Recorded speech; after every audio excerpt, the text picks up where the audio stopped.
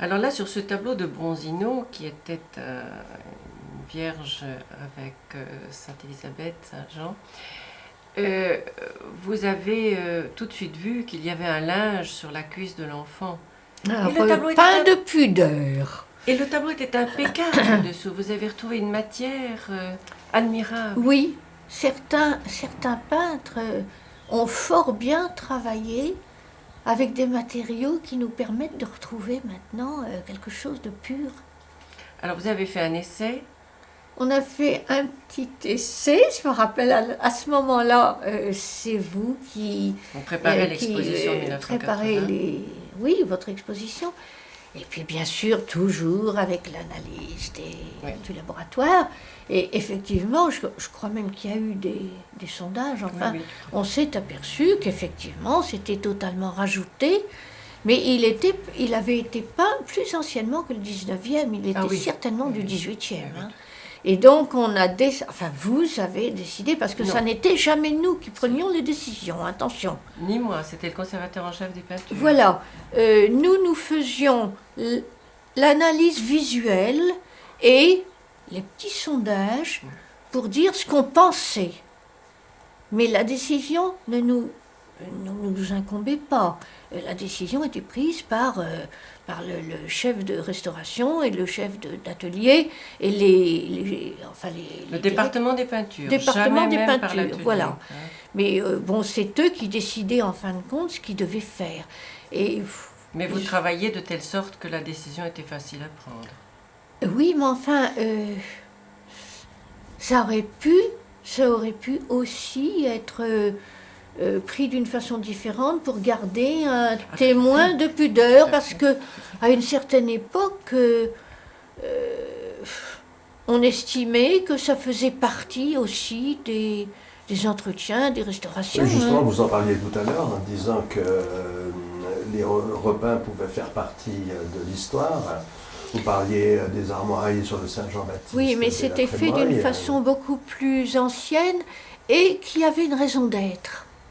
Est-ce que la pudibonderie n'a pas de raison d'être? Oui, c'est ce que j'ai demandé. Écoutez, il n'y a pas longtemps, j'en ai retiré un, moi, sur un tableau qui va être mis dans une église de Dunkerque. Hein. Bon, c'est pareil, une belle petite bande sur un petit amour. Mais bon, ça fait partie de l'époque. Parce que vous disiez justement que ce repeint de pudeur était du XVIIIe siècle, mais au XVIIIe siècle, vous avez des peintres comme Boucher qui font des nymphes à la terre larigot et qui font des effets de jambes, pour ne pas dire d'autre chose. Oui, mais je pense qu'ils n'ont pas été... Attention, n'oubliez pas que le Bronzino, là en question, c'était un tableau religieux. Voilà.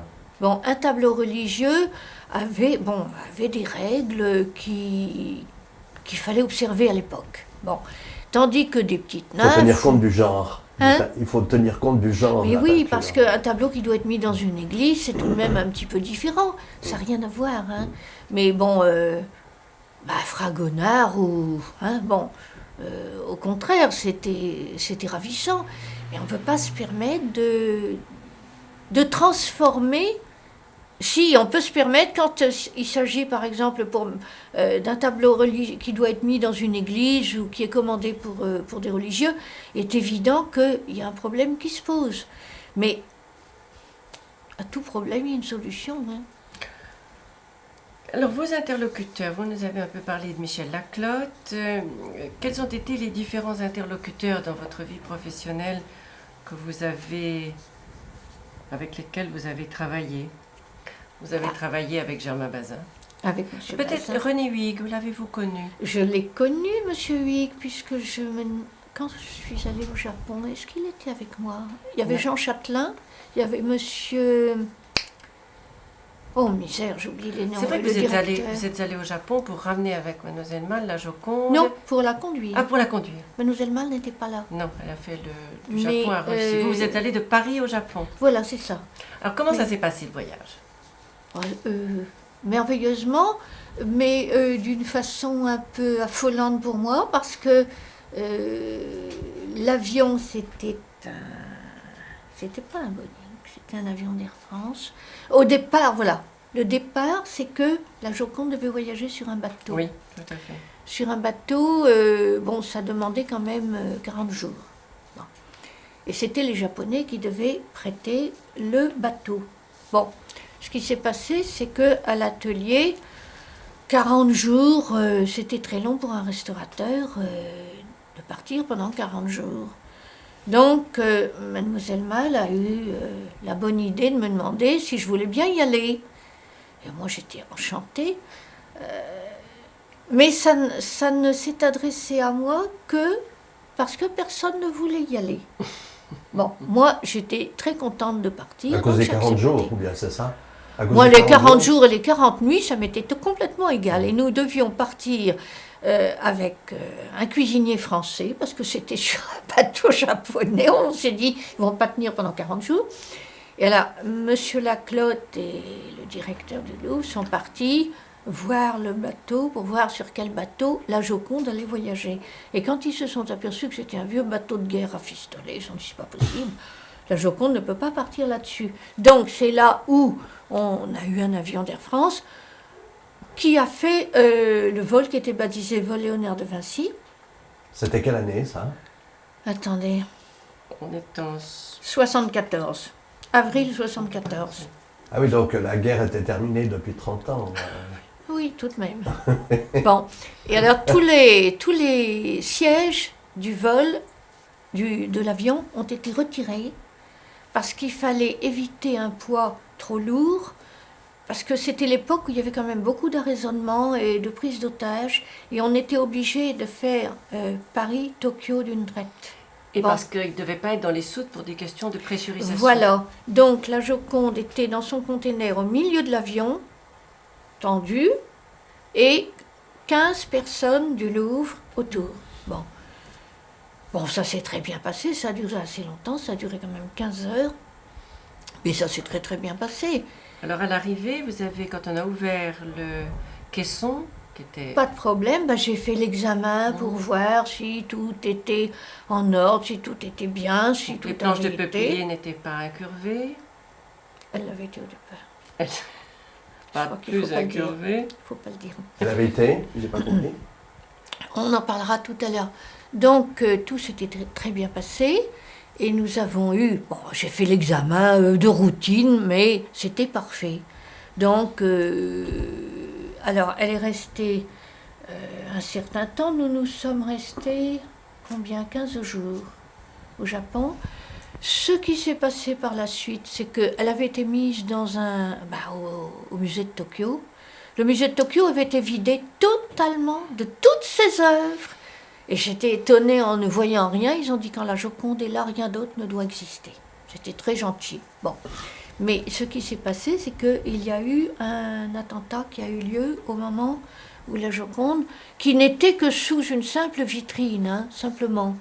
Les Japonais faisaient défiler les gens à toute allure, enfermés dans des couloirs pour arriver devant la Joconde. Ils ne devaient pas s'arrêter, ils devaient circuler très vite. Et le résultat de ça, c'est qu'il y a un étudiant qui a lancé une bombe de peinture sur la vitre. Bon. Mais les Japonais n'ont rien dit. Ils avaient pris un engagement pourtant comme quoi il fallait prévenir si quelque chose arrivait.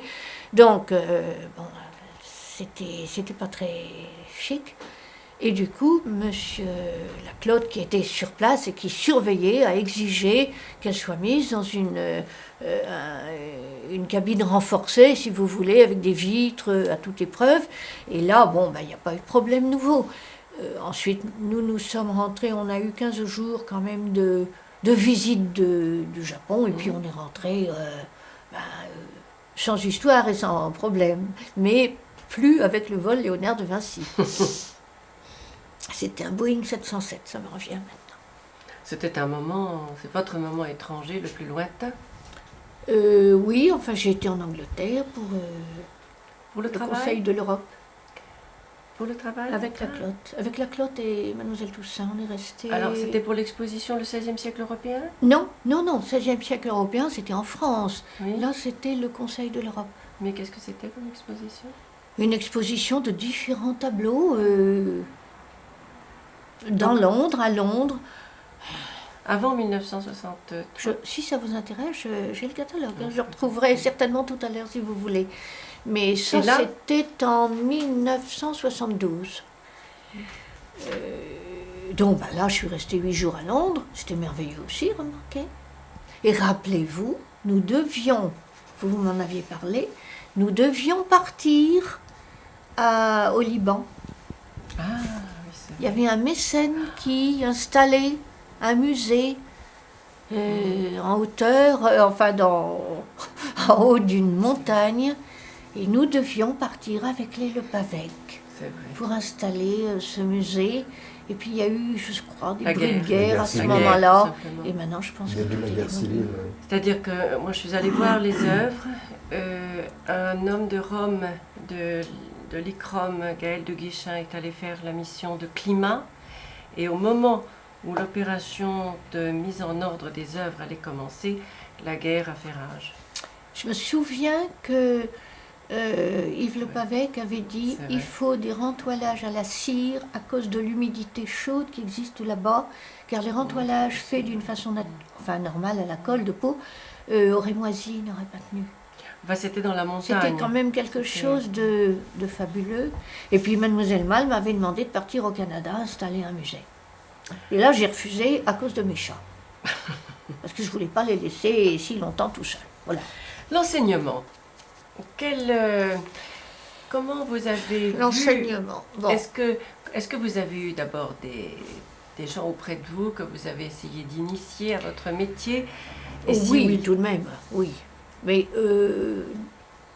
à une échelle tout à fait personnelle et j'ai envie de dire amicale. Mhm. Hein, que pour rendre service, il m'est arrivé, oui, d'apprendre le métier à des personnes qui le souhaitaient et en avaient besoin. Bon. Et là, c'était tout à fait personnel, amical, chez moi. C'était chez vous. C'était chez moi. Bon, donc, absolument rien, si vous voulez, à l'atelier. Mhm. Par contre, au Louvre même, après les différents concours, et bon, certains élèves de l'IFROA m'ont été un petit peu confiés. Je ne veux pas dire confiés, mais Si, enfin... pour l'allègement, parce que vous étiez la grande Oui, dame de non, mais l'allègement. si vous voulez, le passage que j'ai fait à l'IFROA a été tout à fait bref. Hein. Comment ça s'est passé, ça?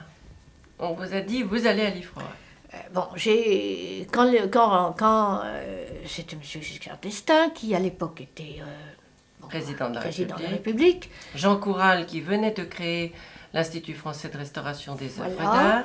Et donc, j'ai appris par mon chef d'atelier, M. Roulet, l'après-midi, que j'étais nommée professeur avec Geneviève Lepavec. Nous étions les deux nommés pour cet institut. Vous aviez été suggéré par Gilberte et Milmal parce que vous étiez les dames qui aviez la plus grande expérience et la plus grande Je suppose respect que des méthodes françaises. Peut-être, oui, l'apanage de l'âge aussi. Et de la compétence. Bon, disons que moi, ça ne m'intéressait pas du tout parce que Pourquoi ça vous intéressait pas, Parce que ma passion, c'était les œuvres? le Louvre, travailler au Louvre, dans l'atelier du Louvre et ne pas faire autre chose. Je ne voulais pas. Bon, et pourtant, c'était quand même une situation quand même très importante, vous savez. Est-ce que vous considérez qu'en fait, un restaurateur n'est pas forcément un pédagogue? Je vais vous dire, en refusant ça, je ne lésais personne. Parce que j'étais pas toute seule, parce qu'il y en avait d'autres, parce qu'après tout, que je dise oui ou que je dise non, ça ne changeait rien, parce qu'une fois que j'ai refusé, il y en a d'autres qui ont accepté. Et heureusement que j'ai refusé, parce que vous savez, essuyer les plâtres, c'est pas toujours agréable. Donc, je me suis dit, bon, ça n'a aucune importance si je refuse, c'est pas pour ça que l'IFROA va pas marcher. Et ça s'est très bien passé par la suite, après, plus tard. Bon. Mais ça me disait rien. Bon. Et puis, quelque temps après, Mademoiselle Mal m'a quand même poussé, ou enfin, bon, vous connaissez, c'est vrai que je connaissais des vieux trucs de restaurateurs que j'avais appris grâce à nos vieux messieurs quand même, hein. Du Louvre. Bon, Du du grand Louvre, atelier. et qu'il n'y avait pas d'école pour apprendre ces choses-là, c'était c'était l'apprentissage sur le tas, comme on dit, où on apprend vraiment avec chaque maître des petits trucs de métier. Et elle m'a dit, il faut absolument que vous appreniez à ceux qui sont là, certains, pour faire les allègements et tout. J'ai dit, mademoiselle Mal, je veux bien pour vous, parce que je vous aime bien, mais je ne veux pas faire à jet continu, il faut que ce soit passager. Je leur apprends ce que je sais, oui, pendant quoi? J'ai fait 2 mois, je crois, c'est tout. À peu près, mais je ne veux pas continuer après. Bon, alors donc on l'a fait, et j'ai eu un groupe de jeunes gens tout à fait gentils, charmants, de tous les âges. Il y avait même un homme qui avait 40 ans et qui voulait rien savoir, et qui n'en faisait qu'à sa tête, et puis qu'il fallait surveiller quand même, parce que mademoiselle Bergeon m'avait confié les tableaux du Louvre en disant « Attention, vous êtes responsable ». Bon, il y avait un groupe de combien d'élèves? 18, je crois, quelque chose comme ça, et je n'avais que quelques tableaux. Or, pour leur apprendre ce qu'il fallait faire chacun, il ne fallait pas que ça dure trop longtemps, je faisais une giration de tableaux où on commençait, chacun faisait sa part d'allègement, chacun faisait sa part de restauration, etc. Mais ça marchait très bien, c'était très sympathique, ils étaient gentils. Oui, mais ça s'est très bien passé parce que j'ai compris qu'il n'en faisait qu'à sa tête et qu'il ne faisait pas de bêtises. Donc je l'ai laissé faire. Tout. Non, ça a très bien marché. Est-ce que vous avez trouvé qu'ils ont bien appris aussi, indépendamment du fait qu'ils... Et je vais vous dire, ils avaient vraiment des très bonnes aptitudes. Bon, plus ou moins poussées, mais vraiment, il y en avait qui marchaient très très bien. Et alors... Ça vous a fait plaisir? Bien sûr que ça m'a fait plaisir. On ne peut pas ne pas être content quand on essaie de diriger quelqu'un quand même. Et alors ensuite, ceux qui ont souhaité venir au Louvre, il y en avait plusieurs. Je vais te dire que je parrainais un petit peu, quoi. Quand ils avaient un petit problème ou quand ils devaient faire quelque chose, je leur expliquais, je leur montrais. Mais ils se débrouillaient très bien. Ils étaient vraiment aptes à bien marcher. Je pense qu'ils ont continué. Mais justement, l'autre jour, j'ai demandé des nouvelles. Je ne sais plus leur prénom, je ne m'en souviens plus, hein, mais il y en a un qui travaille encore pour les musées à Paris. Hein. Je pense, oui, plusieurs. Mais plusieurs, certainement. Mais enfin, parmi ceux qui m'avaient quand même marqué par vraiment des aptitudes assez fortes quand même. Mais ce sont des très très bons éléments. Hein. C'était tout au début de l'IFROA. Ah oui, c'était la création en fait. Alors, non, peut-être pas, parce que quand même il y a... Bon, Geneviève donc a accepté, hein, Geneviève Le Pavec a accepté. Au tout début. Et on m'a remplacée par Nicole Delceau. Donc Geneviève et Nicole Delceau ont démarré, tout au moins pour la restauration de tableaux. Attention, il y avait d'autres branches, oui. Hein. Mais pour la restauration de tableaux, bon, elles ont mis en route chacune séparément avec des cours différents ces jeunes. Et moi, ce que je leur ai appris, ça devait être, je pense, peut-être, je sais pas moi, 6 mois ou 1 an après. Oui, il me semble. Hein. Je pense, oui. Mais bon, ça a été un épisode bref parce que je ne voulais pas faire du professorat. Mon métier, c'était de travailler dans le lieu de l'atelier du Louvre. Parce que vous considérez que les deux choses, l'enseignement et la pratique professionnelle, ne sont pas C'est incompatible parce que quand je l'ai fait, alors bon, amicalement chez moi pour aider des personnes, j'ai très vite compris que quand on le fait à fond, quand on est vraiment là pour transmettre et pour pousser quelqu'un à faire ce métier, on ne fait plus rien soi-même. Si j'arrivais à travailler 1 heure pour moi, de toute la journée, c'était tout. Donc, je l'ai fait pour dépanner, mais je ne voulais pas en faire un métier. Mon métier, c'était pas ça. Mon métier, c'est le contact avec un tableau, avec le peintre, en fait. Avec le peintre, avec son mental, avec ce qu'il est, avec ce qu'il a mis de lui dans un tableau, et que je ressens. Bon, il y a quelquefois des tableaux qui me parlent plus ou moins, il y en a qui sont plus ou moins merveilleux à vivre, mais je veux dire que c'est un tel contact, c'est tellement fort, quelquefois, pas toujours, hein, mais que bon, j'ai pas envie de goûter à autre chose. Et pourtant, je vous assure que les professeurs de Liffroy, c'était tout de même une très belle situation. Mais je m'en fichais. Vous entendez économiquement? Financièrement. Financièrement. Financièrement. Si j'avais continué, c'était vraiment très bien. Mais ça m'était égal. Je préférais continuer, si vous voulez, d'une façon beaucoup plus discrète à travailler. Et ceux qui avaient été formés dans des instituts étrangers, vous les avez vus arriver avec l'examen de 1973. Oui. Donc ça, c'est une autre génération intermédiaire entre les étudiants. Mais qui était quand même très bonne. Hein. Alors expliquez-nous comment ça s'est fait, l'arrivée. Parce que vous avez correspondu à une Parce arrivée, vous avez vu arriver les autres. Ce qu'il y a, c'est que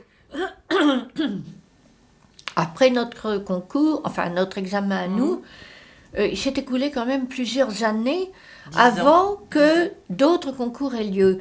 Et ce qu'il y a, c'est la politique du Louvre qui a obligé des nouveaux arrivants, qui a obligé à recruter de nouveaux arrivants. Il y a eu les événements de 68 entre deux. Non, c'est pas ça. C'est pas ça, mais il y a eu une politique d'exposition à l'étranger qui était tellement galopante. Et il y avait la collection Campana qui était... Oui, ne mais pas suffire à toutes les trois. La collection Campana, si vous voulez, n'était pas suffisamment, importante pour recruter. Ceux qu'on a recrutés se sont surtout attachés aux écoles 17e ou 18e. La moitié des interventions a été faite par les... La moitié des interventions... Alors, au concours où était Anne Lepage, tout à fait, voilà, tout à c'est fait, ça. tout à fait. Mais à l'époque, si vous voulez, c'était quand même... Bon, une nécessité d'avoir d'autres restaurateurs, mais ensuite, qu'est-ce qui s'est passé? Il y a eu de plus en plus d'expositions dans les musées étrangers ou ailleurs.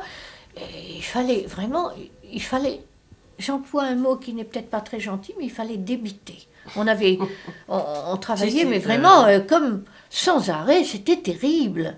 Parce qu'au départ, le travail qu'on faisait était un travail tranquille, où on prenait son temps, mais ensuite, il fallait vraiment avoir un rythme soutenu, et c'est ce rythme de plus en plus soutenu qui a fait que on était dévoré par les tableaux, on était dévoré par le travail.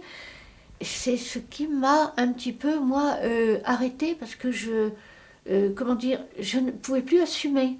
J'ai besoin d'avoir un contact tranquille avec un tableau. C'est sûr.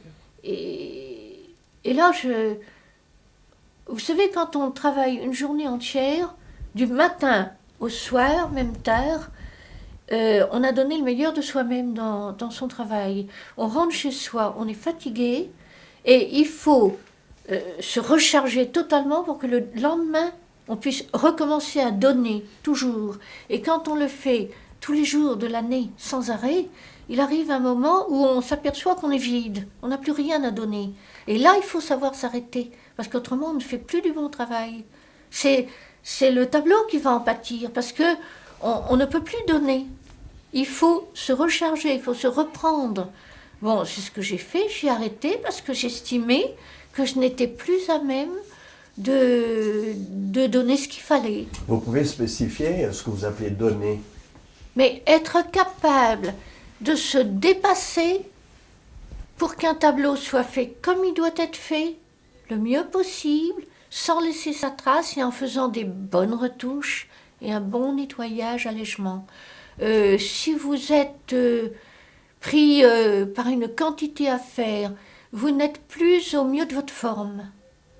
Et pour réussir un travail, pour réussir vraiment, bon, une chose comme ça, il faut le faire vraiment en étant maître de soi, en étant le mieux possible. Vous le savez vous-même, puisque vous en avez fait.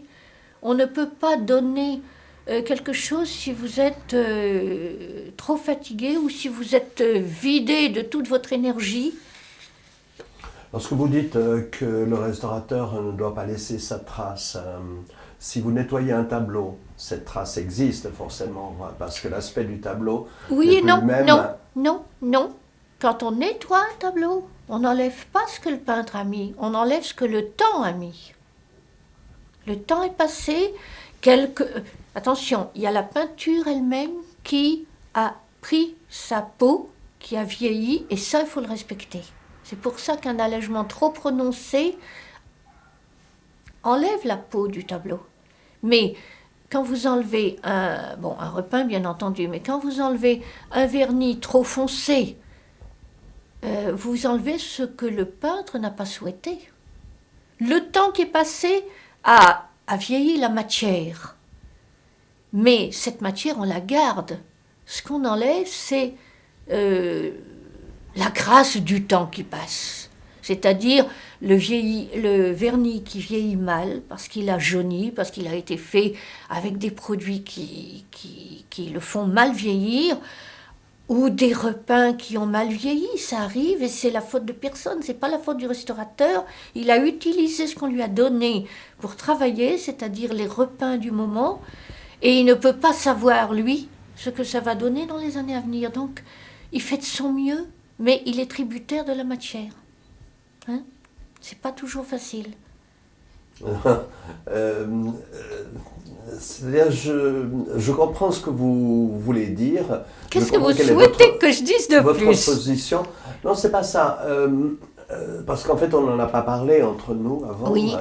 Mais maintenant, je comprends ce que vous entendez lorsque vous dites que le restaurateur ne doit pas laisser de traces. Mais il ne doit pas par laisser... rapport à l'œuvre originale, c'est ça? Si vous voulez, bon, la règle d'or, vous le savez, dans la restauration, ne jamais se permettre d'inventer. On ne peut que reconstituer si on a l'élément qui permet de reconstituer d'une façon tout à fait honnête. C'est pour ça que la méthode italienne Rigatino est excellente, puisque quand on ne peut pas reconstituer, on fait un simple ton d'approche. Vous pensez à la méthode romaine. Voilà, c'est ça, italienne. exactement. Le Rigatino. Romaine. Enfin, Rigatino ou Tratteggio. Le Tratteggio, oui, c'est ça. Si vous voulez, là, on n'invente pas. Bon, et dans les tableaux autres que les primitifs, la technique est différente puisque c'est la restauration illusionniste, mais on ne peut pas non plus inventer. Donc, quand on a même, je sais pas moi, une partie de la joue qui manque ou du front, on sait très bien qu'on peut le reconstituer sans inventer. Mais il faut le reconstituer avec la technique du peintre, avec son coup de pinceau, avec sa façon de s'exprimer. Donc il ne faut pas laisser sa personnalité dans son coup de pinceau ou dans quoi que ce soit. En fait, la restauration, c'est de l'imitation.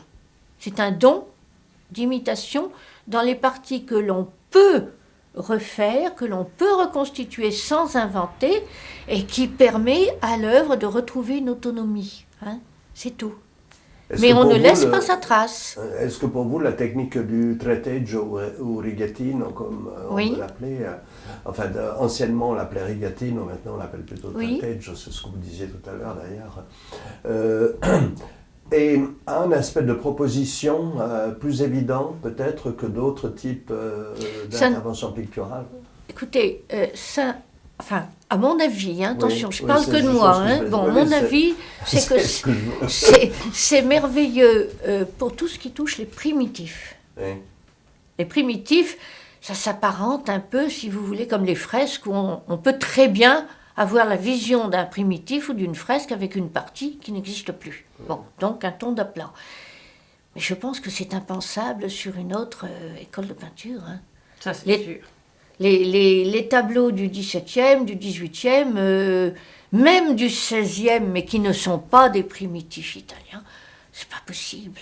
On l'avait évoqué. Hein. Oh, vous êtes très rigoureuse dans le respect de ce qu'on a mis en place au Louvre. Et les primitifs flammands? Oui. Non. Les primitifs flamands? Parce que vous avez eu l'occasion de travailler sur des primitifs flamands? Oui, bien sûr. Oui. Non, ça n'est... J'ai envie de dire que cette méthode italienne est merveilleuse pour les Italiens. Oui, c'est vrai. Mais ils ne peuvent pas D'abord, les primitifs flamands sont beaucoup plus proches comme composition, comme structure des autres peintures. Ils ne sont pas peints avec la même technique même que les Italiens. Ah, parce que c'est le problème de la touche, non? Oui. Le problème de la technique. Matière utilisée. Oui. Donc ça joue aussi. Parce qu'en fait, la théorie du rigatino, trateggio, est issue d'une observation très poussée Des de la Italiens. technique des primitifs Voilà. italiens. Et là, il faut reconnaître que c'est formidable. Ouais. Bon, c'est merveilleux, mais je pense qu'ils n'ont vu cette technique que par rapport à leur primitif. Tout à fait, ça a été Hein? mis au point pour ça. Ça a été dit d'ailleurs Oui, clairement c'est- par qui- Brandi qui a mis au point Qui est publié. cette technique. Et je me souviens on avait dû faire un essai, Pas chez nous. si, pour voir. Non, pas chez nous, au musée de province. Voilà, me souviens. oui. Mais Quand je pour dis moi, les c'était- musées de province, pour moi, c'est C'était- englobé. Hein, C'était bon. loin d'être chez nous et j'avais trouvé ça Mais très, c'est une très chose laid. qui est, Une qui est tête- impossible. Non Une tête de seul... Romanelli. Oui. Une horreur. Et si vous voulez, c'est incompatible avec l'idéologie d'un Français sur un tableau autre qu'un primitif. On ne peut pas l'accepter parce que ça ne marche pas avec d'abord l'idéologie du primitif qui est fait avec un esprit différent. Ça Et comment aussi. abordez-vous le traitement des lacunes dans les fonds dorés? Les fonds dorés, donc on retrouve donc ces primitifs italiens à fond doré. Là, on le fait en trateggio, sans dorure, Sans dorure. uniquement avec des traits d'aquarelle. J'ai toujours. Alors, une fois, Monsieur Bazin m'a obligé pour me tester. Vous savez que la technique, c'est de faire des petits traits de plus en plus fins. Bon. Verticaux. Bien sûr. Parallèle, de couleur pure. Il m'a obligé à faire des traits qui avaient, je sais pas, 1 millimètre d'épaisseur. Je dis, mais Monsieur Bazin, c'est pas possible. Des nouillettes. Des nouillettes. Non, parce que des nouillettes, c'est comme ça. Là, c'était droit, mais c'était épais. Je dis, mais ça va être affreux. Il a tenu bon. J'ai fait ce qu'il m'a demandé, puisqu'il me l'avait demandé. C'était mon patron. Il l'a regardé. Il m'a dit, c'est très bien. Mais enlevez-le. Parce que vous avez fait ce que je vous ai demandé. Mais on va l'enlever. Oh, il m'a pas dit qu'on allait l'enlever. Mais il a été très content parce qu'il a vu que... Il m'a demandé quelque chose, j'ai fait ce qu'il m'a demandé. Mais j'ai dit, c'est affreux, j'ai honte de moi. Mais il dit, non, c'est très bien, vous avez fait ce que je vous ai demandé. C'était un test, c'est tout. Vous avez parlé de technique de trateggio qui est adéquate Oui. pour les primitifs italiens, pas du tout évidemment pour les primitifs flamands. Vous avez beaucoup travaillé à refixer la matière picturale. C'est un travail humble, tellement capital. Et puis vous avez vu évoluer les méthodes. Tellement embêtant à faire. Alors- Donc, vous souhaitez savoir un petit peu... Vous trouvez que c'est embêtant? Ah, c'est odieux. Ah oui? Ah, c'est la bête noire de tous les restaurateurs. Tous. Ah, c'est vrai que c'est difficile, mais moi je trouve ça fascinant. Pas quand vous en faites beaucoup et J'en ai que... fait beaucoup. Hein? J'en ai Oui. fait beaucoup. Moi, ouais. si j'avais su, je vous aurais passé tous ceux qui sont à faire. Non, mais disons qu'au départ, quand j'ai appris la restauration, on utilisait presque toujours de la gélatine. À chaud. À chaud, bien sûr, tiède. Hein? Mmh, Bon, le Ça papier... aussi bien sur la toile que sur le bois. Sur la toile, bien sûr, puisque en fait le refixage, c'est de rappliquer la pellicule de peinture en lui glissant en fait une solution de colle. ça. Hein. Bon, la gélatine est tout de même quelque chose de très doux et extrêmement doux. Et il n'y avait pas de papier Terfane ou Benitex à l'époque, donc on utilisait un papier de soie huilé. Donc si vous voulez, c'était quand même assez bancal. Hein. Bon. Et très vite ensuite, bon... on a utilisé la cire.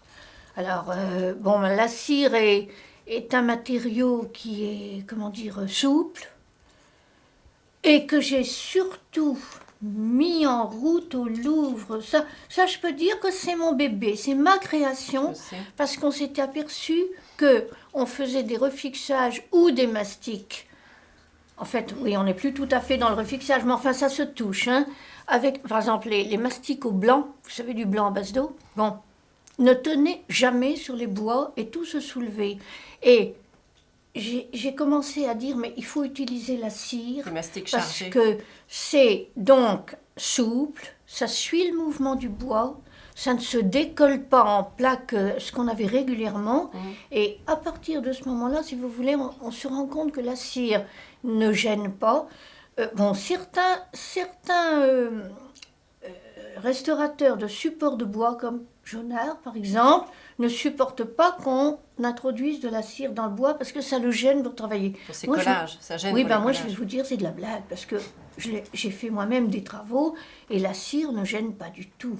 Bon, la cire blanche, attention, cire blanche purifiée. Oui, j'allais vous demander justement, qu'est-ce que vous Surtout- entendez par la cire? Bon, évidemment, les gros pains de cire jaune, ben, c'est pas souhaitable parce que vous avez une remontée de jaune à travers les peintures, malgré tout, ça arrive.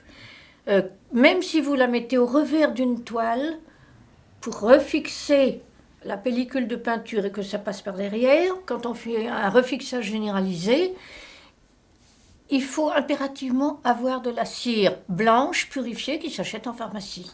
Et là, à ce moment-là, d'abord c'est purifié, il n'y a pas d'autre mélange d'autres matières dedans. Et deuxièmement, vous n'avez aucune remontée de couleur. Et moi, j'ai presque toujours travaillé avec ça.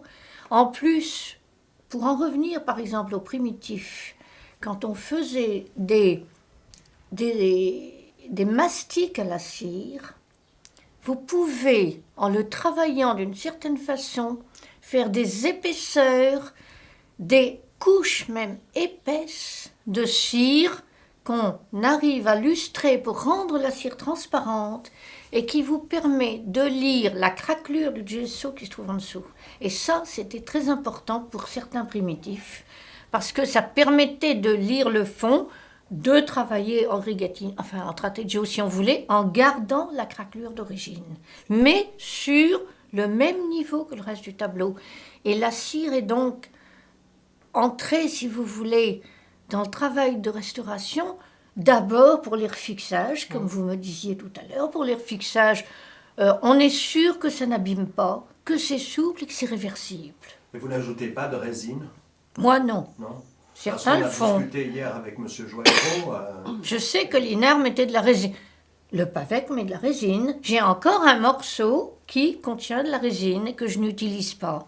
Mais il est évident qu'avec de la résine, ça colle beaucoup plus fort. Mais je n'ai pas la même pureté de matériaux, vous voyez?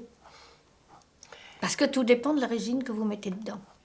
C'est-à-dire la pureté de matériaux, dans quel but? Ne pas introduire un autre élément que je ne peux pas connaître, que je ne sais pas et dont je ne connais pas la résultante dans l'avenir. La cire, je sais, c'est pur, surtout la cire purifiée. Il n'y a rien d'autre que la cire qui a été purifiée, donc on sait où on va. Mais le reste, je ne le contrôle pas. C'est... Et vous avez fait de grandes campagnes de refixage au musée de Chantilly dans des conditions effrayantes. Partout. De froid. Jacques Marandré aussi. La cire figée à cause du froid. Hein? La cire figée à cause du froid. Vous êtes vous avez sauvé beaucoup de couches pectorales. Mais pas seulement moi, hein. Attention, on avait tous les mêmes, la même chose, hein, attention. C'est pas particulier aux restaurateurs. Non, bien sûr.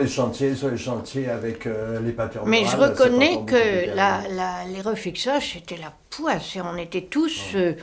il faut le faire. En fait, en plus, ça évite les rentoilages. Hein. On ne rentoile un tableau que quand vraiment c'est indispensable, qu'on ne peut pas faire autrement. Mais pouvoir refixer, ça permet de garder la toile d'origine et à vue.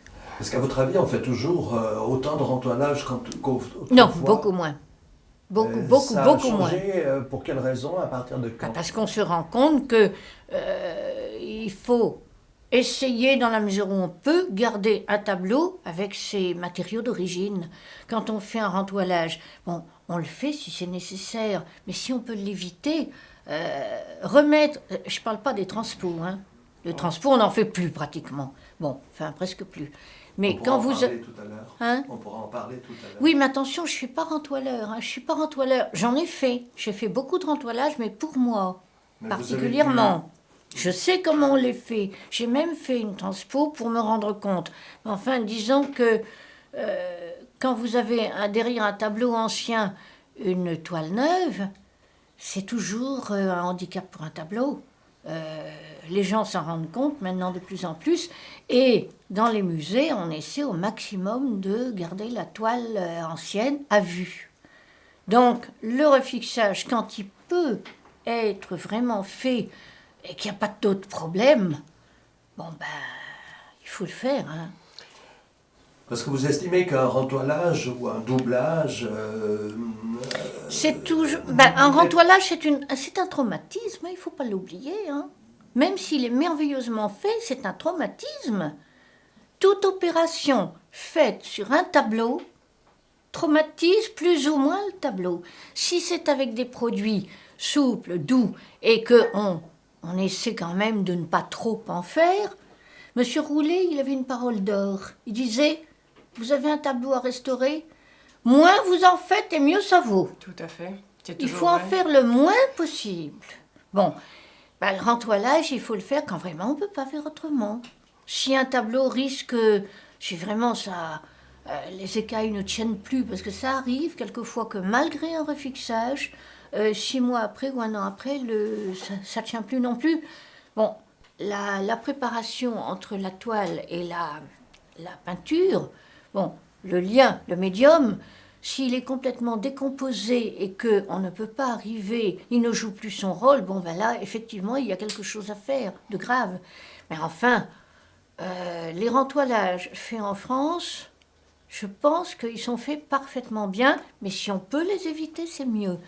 Les rentoilages en Angleterre, c'est une catastrophe. Hein. Vous avez trouvé beaucoup de tableaux. Oh, mais c'est horrible. Oh, c'est Ils sont l'horreur. imprégnés de cire. Hein? Ils sont imprégnés de cire. Ah non, pas du tout. Ils sont faits à la colle sous rouleau compresseur. Ils sortent en toile cirée. Ça, je l'ai vu. Hein. C'est affreux. C'est-à-dire que toutes les pattes sont écrasées? Complètement. Complètement écrasées. C'est... la surface, c'est un plexiglas.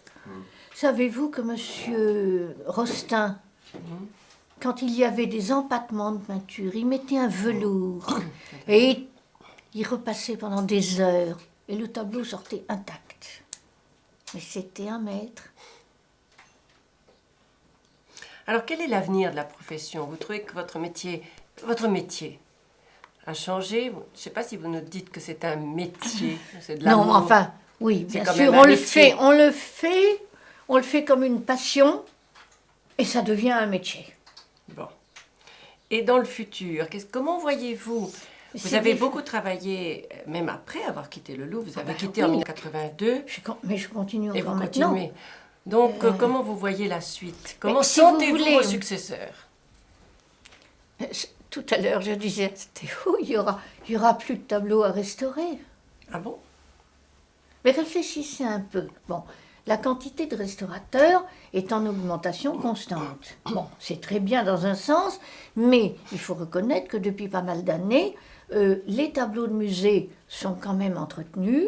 Ils sont presque tous plus ou moins restaurés, que tout ce qui se trouve dans les musées c'est protégé, et que on ne restaure que des tableaux qui ont une certaine époque, qui ont mal vieilli, hein, bon, qui ont besoin donc d'être entretenus. L'art contemporain, on le restaure aussi, c'est mal peint. L'art contemporain, pour le restaurer, vous savez, ça ne va pas être facile. Non, vous en avez fait? Vous vous souvenez pas toute la série des Kupka qu'on a été faire au Musée d'Art moderne? Justement. Donc, les Kupka, il y avait des refixages à faire. Innombrables. Eh bien, je ne pouvais pas les faire avec les méthodes traditionnelles. Il fallait prendre des solutions de caoutchouc. Bon, ça, je ne peux pas en parler parce que c'est une technique que je ne connais pas, parce que je ne connais pas l'art moderne en tant que restauration. Mais par exemple, les marchands de tableaux à Paris disent, nous n'acceptons pas de prendre en dépôt des tableaux modernes plus que très peu de temps, parce qu'on ne peut pas assurer leur conservation et qu'on ne pourra pas les restaurer. Bon. Donc, vous n'êtes pas... Mais ça donne du travail au restaurateur. Oui, donc... À condition qu'ils puissent y toucher, parce que je peux vous dire que des tableaux qui sont peints avec, et qui sont restaurés et qui sont vernis avec des acryliques, ils sont intouchables. On ne peut pas y toucher. Plus rien ne passe, ou alors on enlève tout. C'est pour ça que c'est un problème dans l'avenir, qui finalement n'est pas très important, du moment que tous les tableaux ont été faits, il ne faut pas s'en faire. Non, mais il y a d'autres domaines, par exemple tout ce qui est du domaine du papier. Ah ça c'est une autre... Oui, attention, moi je parle uniquement les tableaux, mais il est évident qu'il y a des tas de domaines qui n'ont pas encore été explorés. Hein. Comme vous dites, même les papiers peints anciens, les choses comme ça, c'est quand même tout. C'est-à-dire que petit à petit, inévitablement, la primauté des restaurateurs en peinture va être... Je pense qu'on s'éteint un peu à la fois, tout en ayant une relève de jeunes qui apprennent les nouvelles méthodes et qui, eux, seront nécessaires et utiles avec les tableaux qui ont été peints il n'y a pas longtemps. Chaque âge a l'époque de tableau qui lui convient. Croyez pas? Si. Vous ne pensez pas, puisqu'on parlait de l'allègement tout à l'heure, et en fait vous êtes arrivé au Louvre, si j'ai bien compris, au début de la période où on pratiquait l'allègement. Est-ce que cet allègement est toujours pratiqué de façon aussi légère ou bien est-ce qu'on ne va pas maintenant On va beaucoup plus loin. On va beaucoup plus loin. Je vais même vous dire, ça n'est plus de l'allègement, c'est du nettoyage. Total. Total. C'est tout. Lorsque vous utilisez le terme nettoyage, qu'est-ce que vous entendez exactement? Enlèvement total du vernis. Dévernissage. Dévernissage total. Parce que l'allègement suppose une capacité... Un amincissement Voilà. du vernis.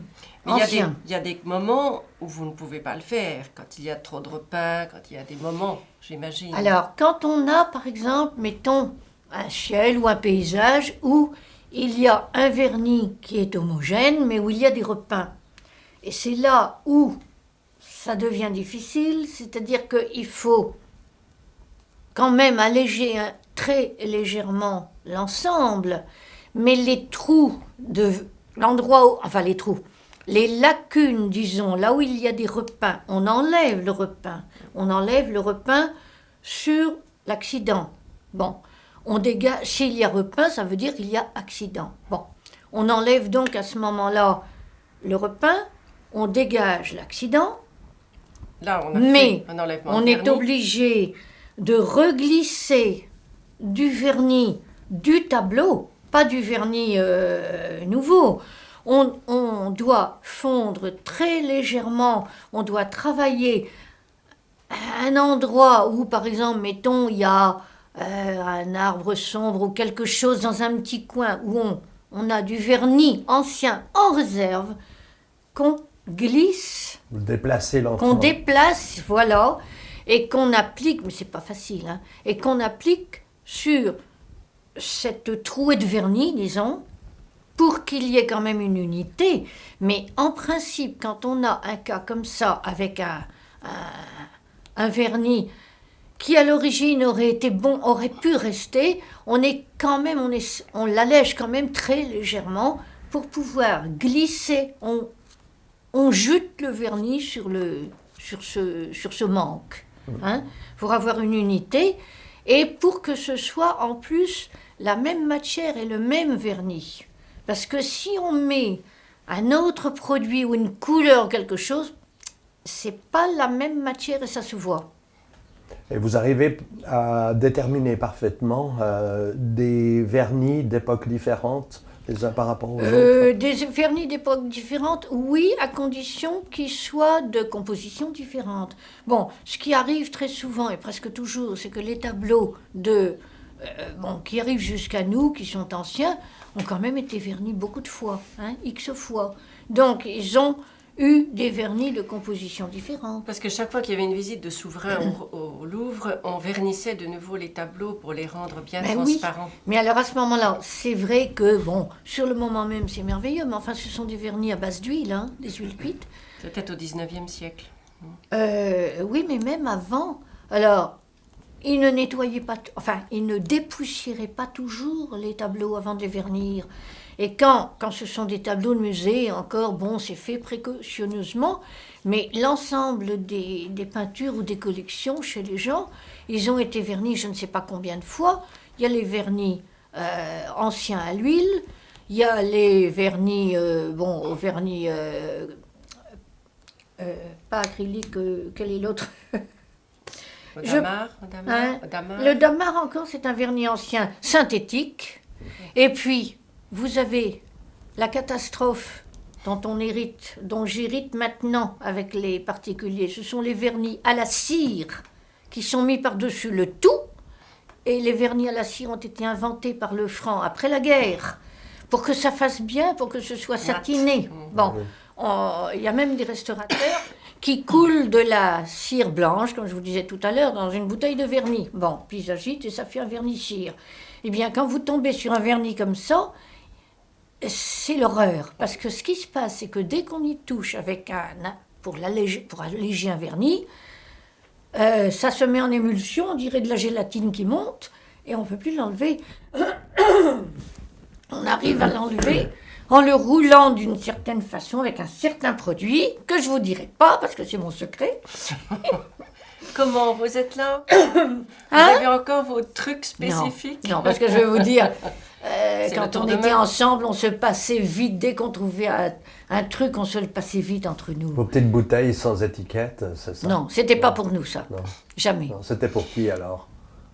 À nous, nous n'avons jamais agi comme ça. Non? Non, Mais c'est- nous, c'est- quand vous dites nous, c'est qui? Les trois Ben, dames. mes camarades Dames. de concours, on n'a jamais essayé de se cacher quelque chose. Dès que on trouve quand même des nouveaux moyens, des nouveaux trucs, des systèmes. Bon, vite, on se le communiquait pour ne pas C'était se la faire génération tort. précédente, donc. Hein? C'était les générations précédentes qui pratiquaient ce type de... Ben oui, bien sûr, mais il faut se mettre à leur place. C'était pas agréable non plus pour eux, vous savez, de voir arriver des nouveaux. Et je me suis toujours dit, avec les concours nouveaux qui arrivaient, je me suis dit, je ne veux pas être avec eux. Comme ils ont été avec vous? Oui, Alors, comment avez-vous fait quand les nouveaux sont arrivés en 73? on les a accueillis comme des camarades. Et en fait, ils ont été très gentils. Ils ont beaucoup appris avec Ils se sont... Non, ils avaient quand même beaucoup de connaissances, vous savez. Oui, mais... Quand même. Et puis bon, beaucoup étaient passés par différents instituts étrangers, dont Rome ou Bruxelles. Hein. Alors, Rome, justement, vous avez été envoyé en 1968, en avril oui, 68. En avril 68. Vous avez été envoyé parce que vous alliez traiter des primitifs italiens Voilà. pour apprendre le trateggio. Et là-bas, vous avez rencontré monsieur et madame Mora. Mhm. Et dites-nous, vous avez rencontré des papes de la Restauration. Qui était vraiment extrêmement gentil. Madame Mora m'a vraiment, mais vraiment prise en main personnellement pour m'expliquer, me montrer le système donc du trateggio. Elle a été adorable, son mari aussi. Elle a tout fait pour que, très vite, j'avais qu'une bourse de 2 mois. Hein. Bon, Et je vous suis êtes même pas restée restée. 2 mois. Oui. Mais disons qu'elle a tout fait pour que je sois à même de, d'abord, bon, comprendre bien sûr, mais avoir la dextérité voulue pour vite pouvoir le faire. Et puis, il n'y a pas eu que ça. C'est que comme j'étais en Italie, le pays où on traite l'or d'une façon extraordinaire, j'ai voulu apprendre à faire la dorure, parce que je lui ai dit, mais c'est bien gentil de pouvoir faire du trateggio, mais je voudrais bien savoir comment on peut restaurer, indépendamment bien sûr des lacunes de trateggio, comment on peut restaurer des petits morceaux de dorure qui manquent sur un tableau. Et là, elle a été même elle-même intéressée parce qu'on a fait ensemble un primitif, des morceaux de bois qu'on a préparés ensemble pour appliquer la feuille d'or, la marteler, la travailler. Et puis j'ai vu M. Urbani aussi, qui s'en est occupé, qui était très gentil aussi. Mais disons que... Mais qu'est-ce qu'il faisait, Giovanni Urbani, en fait, avec vous? pour l'or aussi, il s'en est occupé. Parce que Mme Ah, il s'est Mora... intéressé à la Oui, préparation. bien sûr. Le directeur de l'Institut Oui. central Non, de il Restauration. n'était pas directeur Il était encore. historien Je d'art. sais pas, je ne sais Il pas. était, c'était, Mais enfin- c'était Rotondi qui était encore, je crois. Moi, j'ai connu uniquement Monsieur et Madame Mora et Monsieur Urbani, un petit peu, mais pas beaucoup. Mais c'était Madame Mora qui était là tous les jours. Et vraiment, elle a été tout à fait, gentille, efficace, et elle a fait tout ce qu'elle a pu pour m'aider. Et le matin où je suis arrivée pour la première fois là-bas, j'ai croisé dans l'escalier Monsieur Bazin qui m'avait précédé, qui m'installait. Voilà, tout simplement. Et vous avez précédé pour faire aussi, lui, des cours de restauration, prendre des cours de restauration? Non, monsieur Bazin, je vous l'ai dit tout à l'heure, monsieur Bazin, en fait, était très conscient des difficultés quand même d'un restaurateur.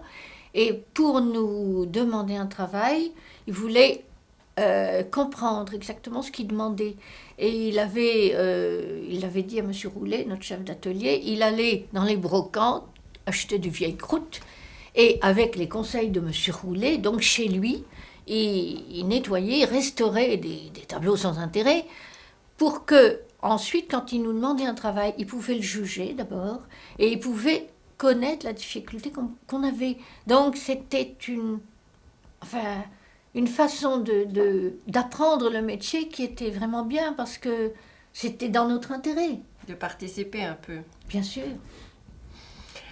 Germain Bazin, vous avez beaucoup travaillé pour Germain Bazin, et ensuite ce fut Gilberte Émile Malle. Mademoiselle Malle qui a pris la succession, mais c'était comme si Mademoiselle Malle était déjà en même temps que monsieur Bazin. Pour nous, nous n'avons pas eu de coupure ni rien. Non. Mademoiselle Malle était exactement dans la même optique, avec les mêmes traditions.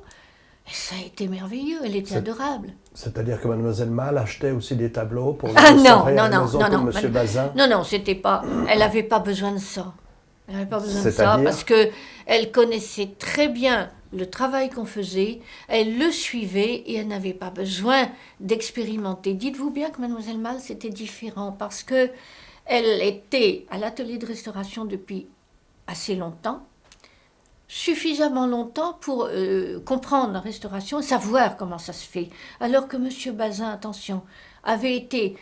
il ne voulait pas quitter le Louvre quand il a perdu son poste de conservateur en chef. Il a été donc notre patron à l'atelier. Mais donc il ne connaissait pas la restauration, il n'avait pas suivi les travaux. Donc Mademoiselle Malle n'avait pas besoin de ça. Elle savait déjà tout. Elle suivait notre travail, vous comprenez? Elle connaissait tout le vocabulaire. Exactement. C'était... pour nous, il n'y a pas eu de cassure, c'était pareil. Et puis, on l'aimait beaucoup. Enfin, moi, je l'aimais beaucoup. Et c'était une personne d'une discrétion, d'une élégance. Elle l'est toujours. Elle l'est toujours, mais je ne parle pas d'une élégance vestimentaire, je parle de son élégance. Oui. Sa personnalité. Et après, Mademoiselle Malle, et en même temps, Mademoiselle Malle, nous avons eu Ségolène Bergeon, qui a suivi la même filière et où les choses se sont passées pareillement, sans histoire, sans problème. La dite Ségolène a utilisé le terme de vocabulaire dans le domaine de la profession. Est-ce que vous avez senti une évolution de ce vocabulaire pendant que vous étiez au Louvre? Non, je pense pas. Non, vous savez, comme quand on dit rigatino, trateggio, bon, c'est une petite chose, mais c'est plutôt, ça touche le langage italien. Mais non, il n'y a pas de différence, en fait. Vous savez, la restauration est toujours la même, finalement.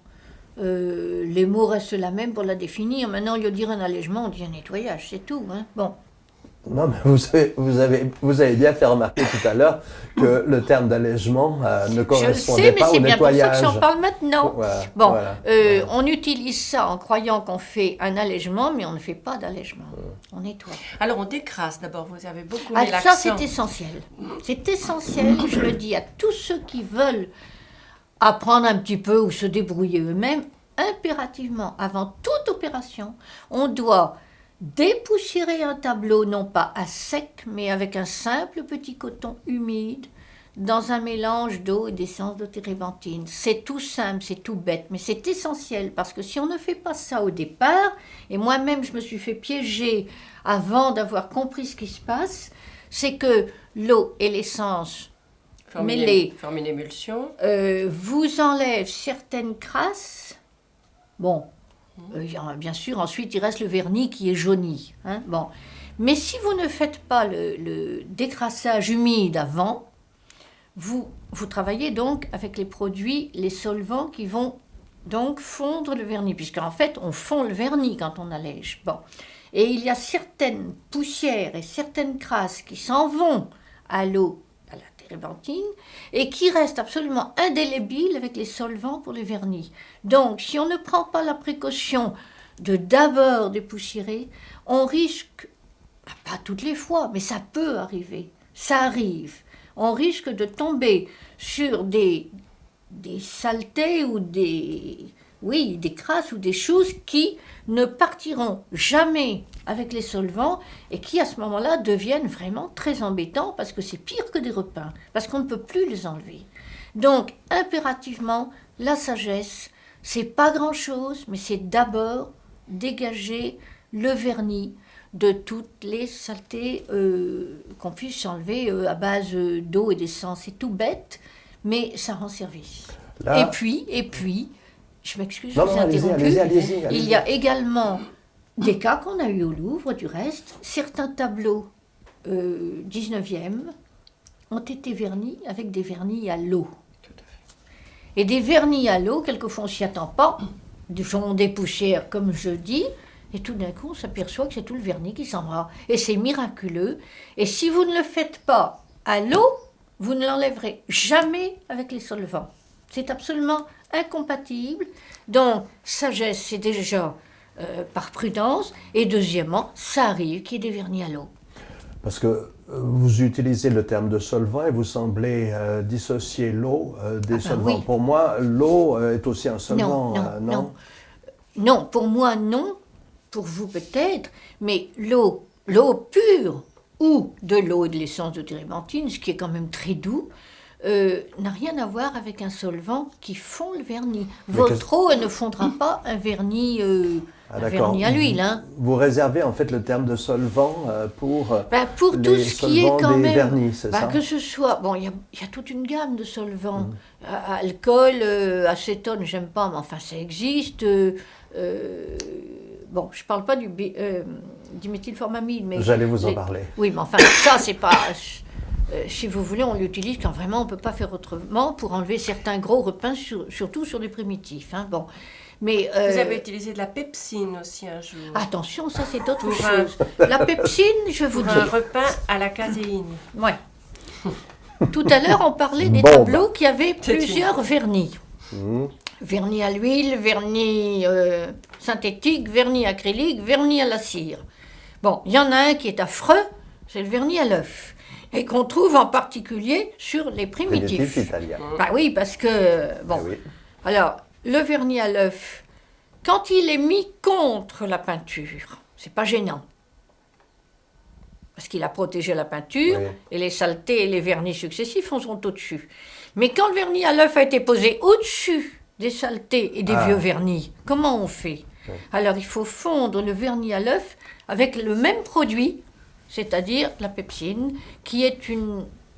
En fait, c'est une décomposition de, je ne sais plus quelle partie de l'œuf, le blanc, je crois, qui va ramollir le vernis à l'œuf pour permettre qu'on atteigne ce qui est en dessous. C'est une cuisine, hein, la restauration, c'est de l'alchimie, en fait. C'est ça. Hein. Et vous avez un produit que vous utilisiez, vous avez quand même vu l'évolution des matériaux. Vous avez, autrefois, on utilisait beaucoup d'essence d'aspic, d'essence de lavande. Maintenant, je sais presque plus rien de tout ça. Voilà, vous avez beaucoup évolué. Je crois que je vais vous dire, quand je voyais arriver les jeunes conservateurs qui sont arrivés le premier... Jeunes restaurateurs. Les jeunes restaurateurs qui sont arrivés au premier concours après nous. En 73. J'avais une gamme de produits chimiques énorme. Que des produits chimiques. Pas de produits naturels, mais que des produits chimiques. Ils ne connaissaient pas l'essence d'aspic, l'essence de romarin, ni rien.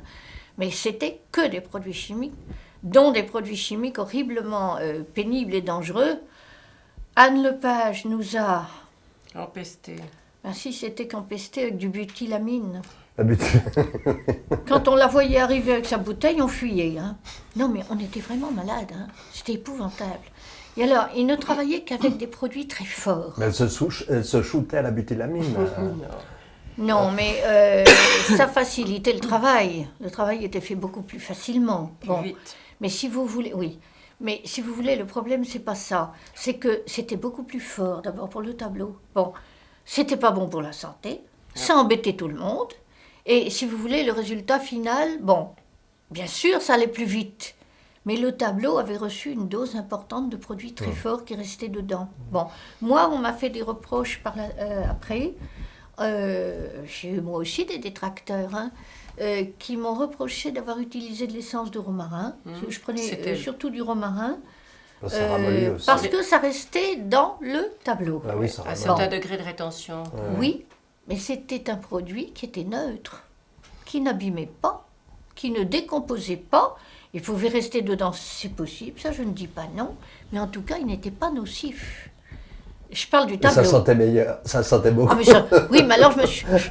Bien Mais meilleur. il y a des que choses que je l'amine. préfère pas dire. Et là, oui, finalement, bon. vous l'avez abandonné?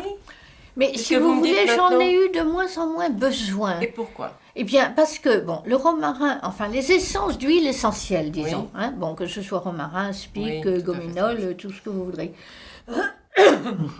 avait une fonction qui était très utile au départ pour moi, enfin, pour nous. Je n'étais pas seule à l'utiliser, Non, non, non, attention, tout on l'atelier, était Henri tous... Linard, Jacques oui, Mollet. mais vous savez que le romarin, les essences de romarin ont un effet Non. un peu pervers, c'est-à-dire excitant. Ah. Or, à la fin de la journée, les messieurs étaient d'une excitation folle, et je me suis demandé pendant des années d'où ça pouvait bien venir. L'atelier venait, le lieu Oui. de bacchanal. Alors pourquoi vous, Et alors, pourquoi donc, vous si en avez vous de voulez, moins en moins bon, besoin? parce que quand on veut faire un allègement de vernis, bon, là, si vous avez des solvants quand même un peu forts, des solvants naturels, mais quand même un peu forts, bon, ben, il faut tout de même les atténuer. Si vous voulez alléger en douceur, on ne peut pas traumatiser. Donc, il fallait avoir une base neutre dans laquelle on dosait les solvants suivant le degré qu'on voulait avoir. Et à ce moment-là, l'essence de romarin ou d'autres permettait d'avoir un produit avec une liaison parfaite du degré que l'on voulait et qui s'adaptait à chaque tableau. Et pourquoi vous en avez moins besoin maintenant? Parce qu'au fur et à mesure que le temps a passé et passe encore, étant donné qu'on fait de moins en moins d'allègements, Ah, vous aussi? ben, moi je ne vais pas au bout quand même. J'essaie de ne pas aller au bout, parce que, mais ça dépend des régions. Bon, ici, C'est le drame, l'influence anglaise. il faut que ce soit propre, il faut que ce soit comme un carrelage ou des carreaux. Le tableau, il doit être propre. Quand je laisse du vernis dessus, quand je fais un allègement, mais il y a encore du jaune qui reste. Et oui. Parce que vous avez beaucoup travaillé depuis que vous avez quitté le Louvre. Vous partez en Pas 1982. quand même, oui. Il y a Si, 10. j'ai quand même, oui, tout de même, Il y a 18, 19, 20 19, ans. 20 ans presque. presque. Donc vous avez J'ai rencontré- travaillé, mais d'une façon tout de même plus relaxe. Et puis avec moins de bonheur qu'au musée. Mais les techniques n'ont pas changé. Les techniques sont toujours les mêmes. De toute façon, quand on a appris une technique, vous savez, on s'y tient. Moi, de Alors bonheur- votre palette de solvants est maintenant plus réduite. Extrêmement simple. Alcool, essence et quelquefois un peu de romarin, quand même. Un petit peu, pour la Un petit peu, souplesse. oui, pour que ce soit plus doux, Plus tout moelleux. de même, oui. Et puis un peu de crash de restaurateur. Il y en a même qui font pipi dessus. Vous savez, une fois j'ai manqué d'alcool, j'ai pris du cognac. Ça marche aussi, du cognac. Ça, c'est sûr. Et ça sent bon. Mais vous disiez tout à l'heure que à partir du moment où vous avez quitté le Louvre, vous travaillez avec moins de bonheur. Vous entendez... Parce que quand on travaille dans un musée comme le Louvre, d'abord on a des tableaux prestigieux. C'est ça. Bon, on a des tableaux qui sont des merveilleux. Enfin, même, il n'y a pas que des merveilleux tableaux. Il y a des tableaux qui sont plus simples. Mais c'est d'être dans ce temple. Vous comprenez? On est dans un lieu où c'est déjà un bonheur par lui-même. Bon, quand je suis partie du Louvre, bien sûr, je l'ai fait parce que c'est moi qui l'ai décidé. Je n'ai pas été mise à la porte, je pense pas. Mais disons que j'ai souhaité quand même reprendre un petit peu, si vous voulez, pied dans la vie. Parce qu'autrement, on n'existe plus. Bon, reprendre pied dans la vie, vivre un petit peu la campagne, parce que j'avais ma maison à la campagne, j'avais envie quand même de profiter un petit peu de la vie, pas dans les champs, mais enfin presque. Bon. Mais ça ne veut pas dire que je n'ai pas gardé tout mon amour pour le Louvre. Et on ne peut pas être passé par un endroit comme ça sans le regretter même. Et si par exemple 1 an après j'avais voulu redemander est-ce que vous m'acceptez encore? Tout de suite. On vous aurait dit oui tout de suite. Et j'y ai bien pensé, mais vous savez pourquoi je ne l'ai pas fait? Parce que j'avais recueilli une ribambelle de chats et que je ne pouvais plus bouger, et que j'étais coincée. Et je crois vraiment que je serais repartie. Hein. Parce que... Mais la qualité des travaux que vous la avez... qualité, forcément qu'au Louvre, on a une qualité de tableau et une exigence de travaux quand même plus importante que ce qu'on peut faire, même pour des particuliers. On fait toujours de son mieux. Je ne peux pas rendre un travail qui n'est pas fait de tout mon cœur, mais malgré tout, nous n'avons quand même pas d'abord l'assistance du laboratoire, la perfection de, si vous voulez, quand on a un dossier, quand on sait ce qu'on va trouver. C'est quand même important, vous savez. J'ai eu un tableau à restaurer pour un docteur. Bon, il m'avait donné une tête de vieillard à restaurer de l'école espagnole du XVIIe. Et vous avez trouvé une tête de jeune homme? Oui. Oui. Tant mieux. Eh bien, il n'était pas content. Mais j'ai été à pas de loup. J'étais tout doucement. J'ai fait des sondages. J'avais aucun autre moyen. Bon, j'ai une lampe UV, mais ça ne suffisait pas. Et j'ai prévenu quand même. Je lui ai dit, écoutez, bon, il y a une décision à prendre quand même. Là, on se trouve en présence d'autre chose. Bon, alors il m'a laissé faire. Mais il me dit, finalement, j'aimais bien mon vieux. Et c'est ça le problème quand on n'est plus dans un musée, c'est qu'on travaille pour des particuliers qui n'ont pas la même compréhension de l'art. Vous comprenez?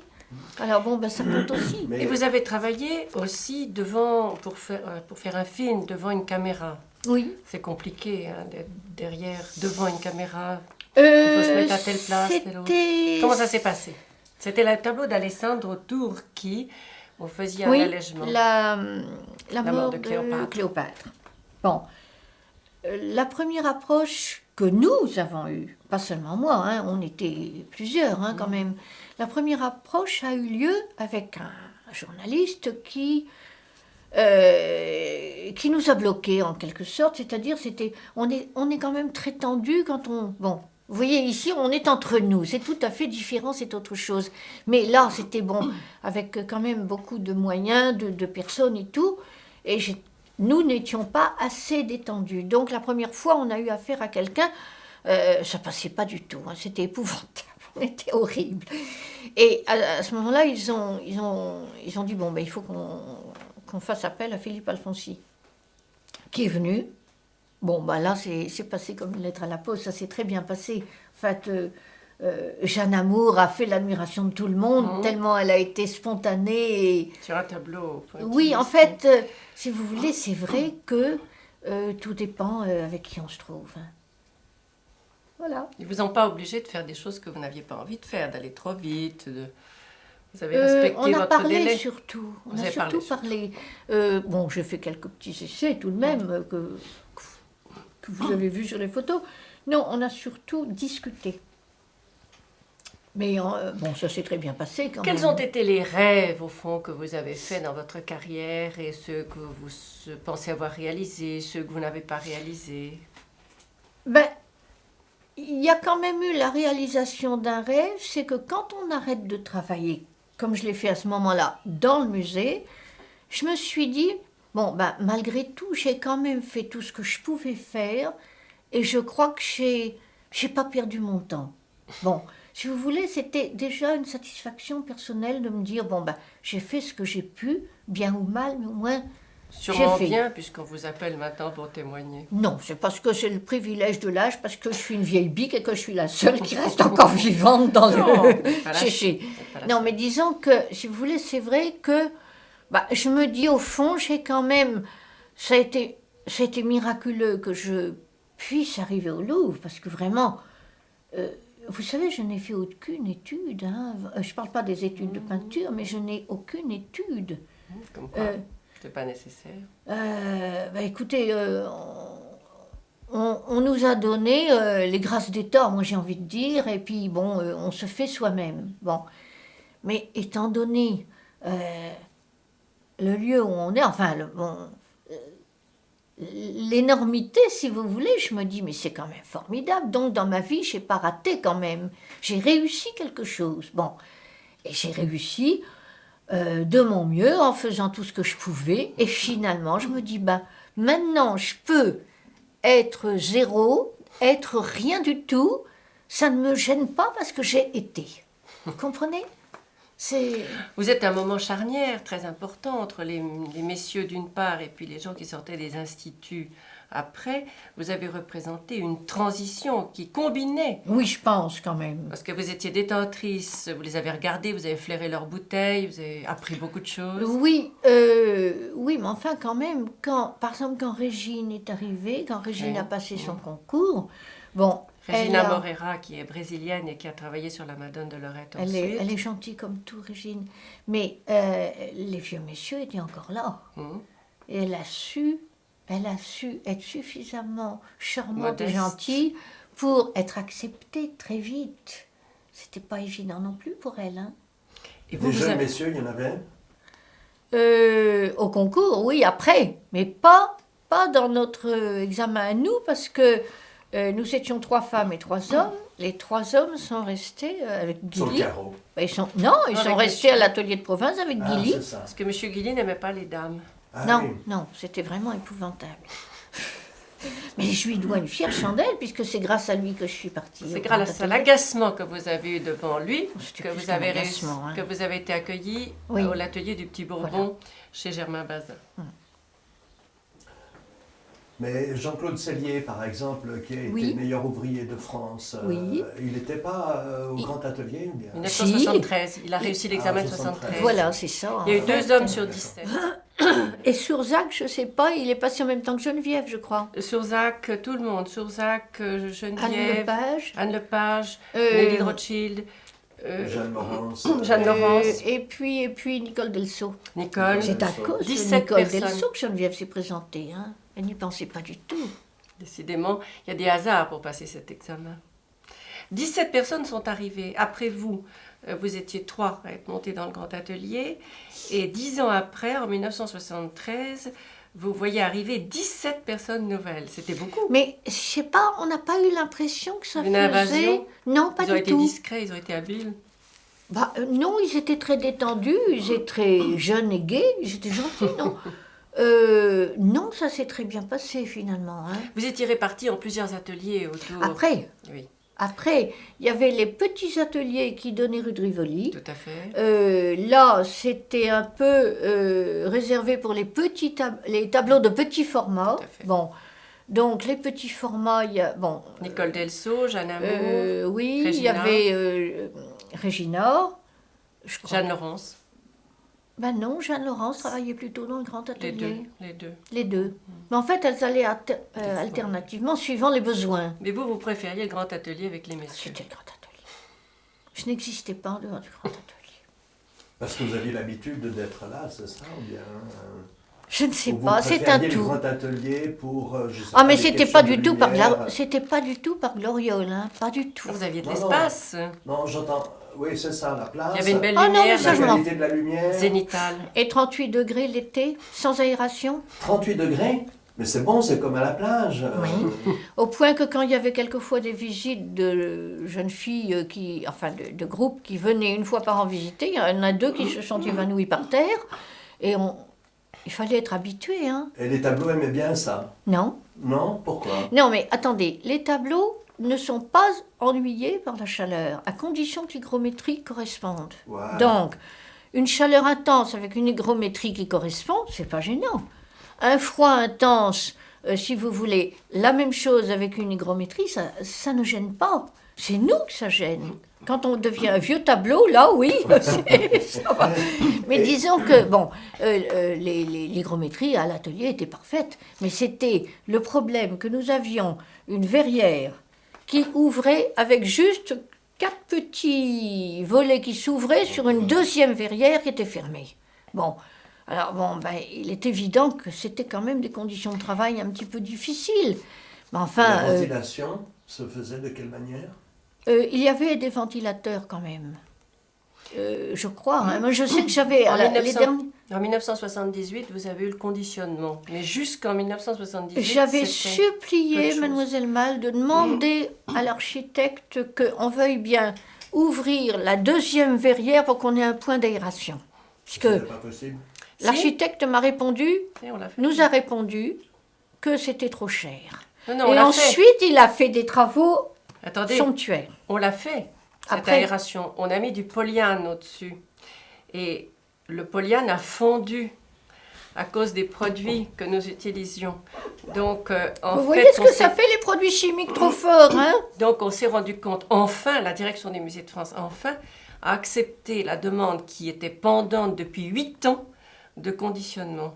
Et c'est grâce à cet incident avec l'architecte que l'on a obtenu le conditionnement. C'est l'extraction des gaz toxiques. Vous savez que Ryzow, le Andrzej Polonais, Ryzow de Pologne, il avait une santé quand même pas très forte. Hein. Quand il a commencé à travailler, il utilisait du diméthylformamide. On l'a prévenu, on lui a dit, Ryzow, il ne faut pas toucher avec les doigts. On travaille avec des bâtonnets, des cotons, mais on ne touche pas. Il ne faut pas respirer. Si, respirer, enfin pas trop, mais enfin ça encore, c'est moins grave. Et on lui a dit, si on touche avec les doigts, c'est comme de l'eau, ça pique pas, mais ça décompose les cellules du foie. Et bien quelques années après, Ryzow, il a eu un cancer du foie. Hein. Il n'a pas voulu, il nous a rayonné, il ne nous a pas cru. Mais il n'est pas le seul. Il n'est pas le seul, parce qu'il y a énormément de restaurateurs de cette génération. Mais parce qu'ils ne nous écoutent pas, ils veulent utiliser des produits qui vont vite. Vous avez travaillé dans un atelier où il y avait une table de rentoilage. Oui. Est-ce que vous avez souvent, comment étaient vos relations? 2 tables de rentoilage, parce qu'il y avait 2 systèmes. Hein. Tout à fait. Une pour la table chauffante et une... Voilà. Et vous avez eu Parlez-nous un peu de vos relations avec les différents rentoileurs qui, eux, s'occupaient... Les rentoileurs, si vous voulez, étant dans l'atelier où on travaillait, c'était nos camarades. Hein. Il n'y avait pas de problème. Bon. D'autant plus que, par exemple, Yves Le Pavec avait sa femme qui restaurait. Donc, bon, pour nous, c'était un atelier où tous les artisans d'art, on peut dire, travaillaient ensemble. Bon, ça s'est toujours bien passé. Mais j'étais très gentille, hein, quand même. Quelquefois, on vous demandait d'alléger avant de rentoiler. Oui. Comment ça se passait, là? Non. Au début, non. On ne nous le demandait pas.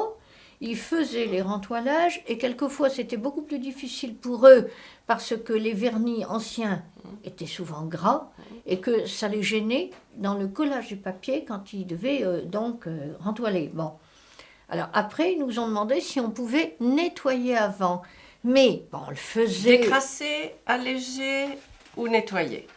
Décrasser seulement? Décrasser et alléger. Ah. Parce que l'allègement facilitait... Vous savez, il y avait des toiles quand même assez... Je ne vais pas dire cartonnées, mais enfin assez épaisses, assez dures. Hein, bon. À cause de l'épaisseur du vernis. Nous n'aimions pas beaucoup parce qu'après l'allègement, on avait des chancis profonds. Parce que l'allègement, ramollissant le vernis, il y avait un chancis très difficile ensuite à régénérer. Ça, mais ça déplaquait le vernis. Nous avions des surfaces qui n'étaient plus ce qu'on avait vu au départ et on était en face d'un nouveau cas. Donc c'est pour ça que chaque fois qu'un tableau était engagé, en fait, vous ne répondiez pas directement au rentoileur. Je crois que vous appeliez Mademoiselle Malle. On me demande de... De toute façon, c'était toujours notre directeur d'atelier, en fait, qui prenait la décision. Mais il est évident que quand Mademoiselle Malle avait la... Comment dire, on disait, voilà, on nous demande d'alléger... C'était elle qui, à ce moment-là, nous disait « Mademoiselle Choquel, qu'est-ce que vous en pensez ?» Bon. C'était vous, en fait, qui étiez le bon conseiller. En fait, on prenait la décision ensemble. Mais il est évident que moi, je sais que dans certains cas, j'ai dit non, il faut pas, je peux pas, parce que je vais avoir des problèmes après. Et à ce moment-là, ils le font quand même bien. Bon. Et puis, la seconde table de rentoilage, là, c'était un autre système, c'était les rentoilages à la cire, sous pression d'air. Avec Henri Linard, qui avec avait été votre Linard. professeur. Et là, bon, c'est une technique qui était quand même extraordinaire.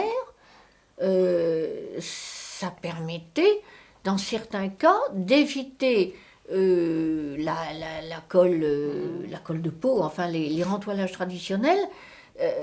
Certains tableaux étaient beaucoup plus protégés et et s'en comporter mieux. Est-ce qu'à l'époque où vous étiez encore à l'atelier, vous avez vu faire des doublages thermoplastiques que l'on a fait Non. par la suite? Donc, ils ont commencé après. Doublage, il y a toujours eu de temps en temps des doublages. Enfin, je ne le faisais pas chez nous, mais un doublage n'est pas un rentoilage. Hein. Non, bien sûr, mais c'est parce qu'on en a fait. Je vous ai demandé si vous les Non. aviez vus, vous. Non, je ne les ai pas vus. Parce que Monsieur Le Pavec en faisait, Pas à l'atelier quand j'y étais. pas quand vous y étiez. Pas quand j'y Quelle étais. différence faites-vous entre le doublage et le rentoilage? Ben, le rentoilage, c'est tout de même... On Pénétration introduit entre la toile ancienne et la toile nouvelle une tarlatane, enfin une mousseline, hein, bon, qui permet de bien faire corps entre la nouvelle toile et l'ancienne toile. Bon, bien sûr, on démonte le tableau, on le cartonne, on l'enduit de colle, etc. Mais si vous voulez, c'est quelque chose qui est collé. Bon, alors qu'un doublage n'est pas collé en principe. Un doublage, c'est une protection volante, hein. C'est pas Ça, pas c'est collé. encore autre chose. Ça, c'est C'est ce qu'on appelait doublage avant. oui, c'est enfin, les peut-être toiles pas libres. c'est peut-être pas la dernière Ce génération sont de doublage. on a trouvé au Louvre beaucoup de toiles libres, en effet, au revers des Oui, tableaux parce que ça d'Hubert se Robert. faisait, voilà. Mais ce qu'on appelait le doublage thermoplastique, c'était deux toiles qui adhéraient l'une à l'autre sans pénétration d'adhésif dans la toile originale. C'est ce que faisait Monsieur Le Pavec sur la table Ah, que ça, vous je ne avez savais connu. pas, ça. Ça s'est fait peut-être après vous. Oui, là. parce que ça, je suis pas du tout au Le courant. rentoilage, on avait des rentoilages à la colle, des rentoilages à la cire, avec Oui. chaque fois pénétration de l'adhésif dans Oui. la toile originale. Puis après, il a fait des doublages pour Picasso, par exemple. Il a fait un tableau de Picasso. J'allais dire, est-ce que ça ne s'applique pas qu'à des tableaux Si. Vraiment très modernes? C'est-à-dire qu'il n'y a pas de problème d'adhérence entre la couche de couleur et la toile, Oui. mais seulement un renforcement de la toile originale. Voilà, parce que Et la toile est particulièrement délicate, ou réagit. Et ça a commencé après votre départ, probablement. bah, il est évident qu'il y a quand même beaucoup de choses techniques que je n'ai pas pu suivre. Hein. Il y a tout le temps des Tout nouvelles évolue. inventions. Bah oui. Et c'est pour ça que j'en reste, moi, avec mes vieilles méthodes, au fait. Hein. Qui ont quand même, mais de toute façon, vous vous occupez de la couche picturale. Vous ne vous êtes jamais au Louvre, en tout cas. Ah, vous au n'avez Louvre, jamais non, été nous n'avions chargé. pas le droit. Je sais bien. Chacun avait, comment dire, Que son pensez- autonomie. Il y Que avait pensez-vous de cela, de la spécialisation des métiers? Bon, quand c'est au musée, c'est parfait. Parce que vous avez sous la main les autres personnes qui ont leur travail à faire, que ce soit le traitement du bois ou le rentoilage. Vous avez connu Monsieur Perche? Oui, Vous avez beaucoup, oui, j'imagine. oui, C'était oui, oui. Qui était au bois, là. Tout à fait. Ah oui, il était adorable. Et vous avez travaillé, parce qu'il vous demandait quelquefois d'enlever un mastic pour pouvoir Oh, rejoindre bah la oui, fin. oui, mais ça, c'est rien, Ça, ça. vous le faisiez, vous- Bah, bien sûr, on le faisait dans son atelier. Mais ça, c'est pas un problème. Mais si vous voulez le... Donc vous avez eu nombreuses fois collaboré avec lui pour les primitifs. Ben, c'est automatique parce que, de même qu'un rentoileur nous a souvent demandé d'enlever un mastic, repeint, par exemple, ou un mastic, qui le gênait pour faire un bon travail. Un repeint, quelquefois, il y en a qui sont en épaisseur. Bon, ben, c'est justement ça, l'intérêt d'être tous ensemble pour qu'on puisse, comment dire, permettre au travail d'être fait comme il faut. Non, ça, c'est une bonne Ce coopération. sont donc des métiers juxtaposés et qui travaillent Mais ensemble. qui Le se restaurateur- touchent tellement qu'on a besoin de l'autre. Mais ils sont différents. Ben oui, mais ça fait partie d'un tout. Et pourquoi dans la vie privée, avec les collectionneurs privés, vous trouvez que c'est moins bien que ce soit séparé? Mais c'est pas ça, mais quand on travaille pour des particuliers, bon, par exemple, mettons le musée d'ici. Bon, C'est pas un particulier, le musée non, d'ici. mais je dis, c'est un musée. Il est bien évident que je suis la même, comment dire, la même règle que celle du Louvre. Oui.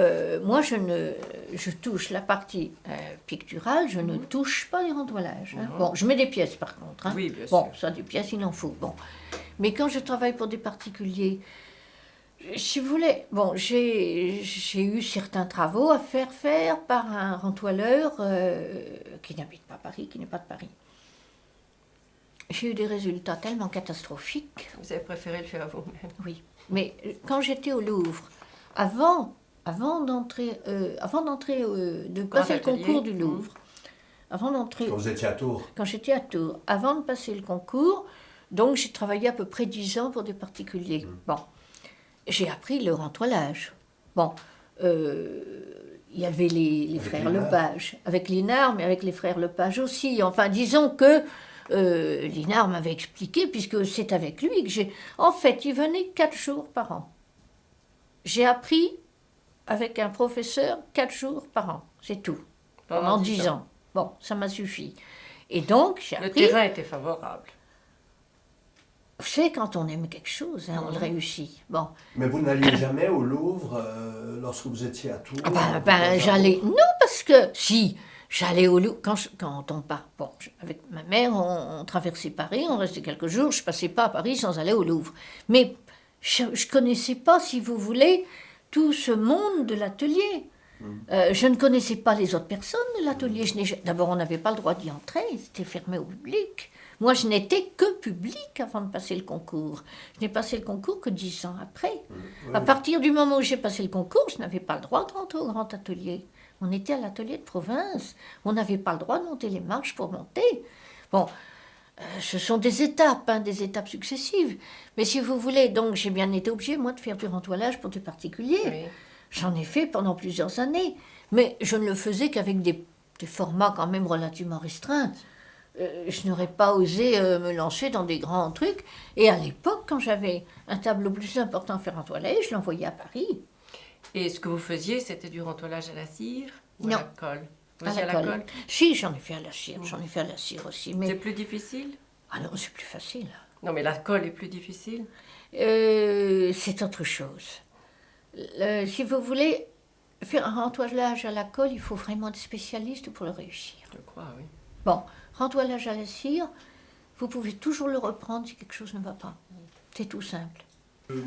Encore sur Rome, parce qu'en fait, vous avez parlé que de la retouche.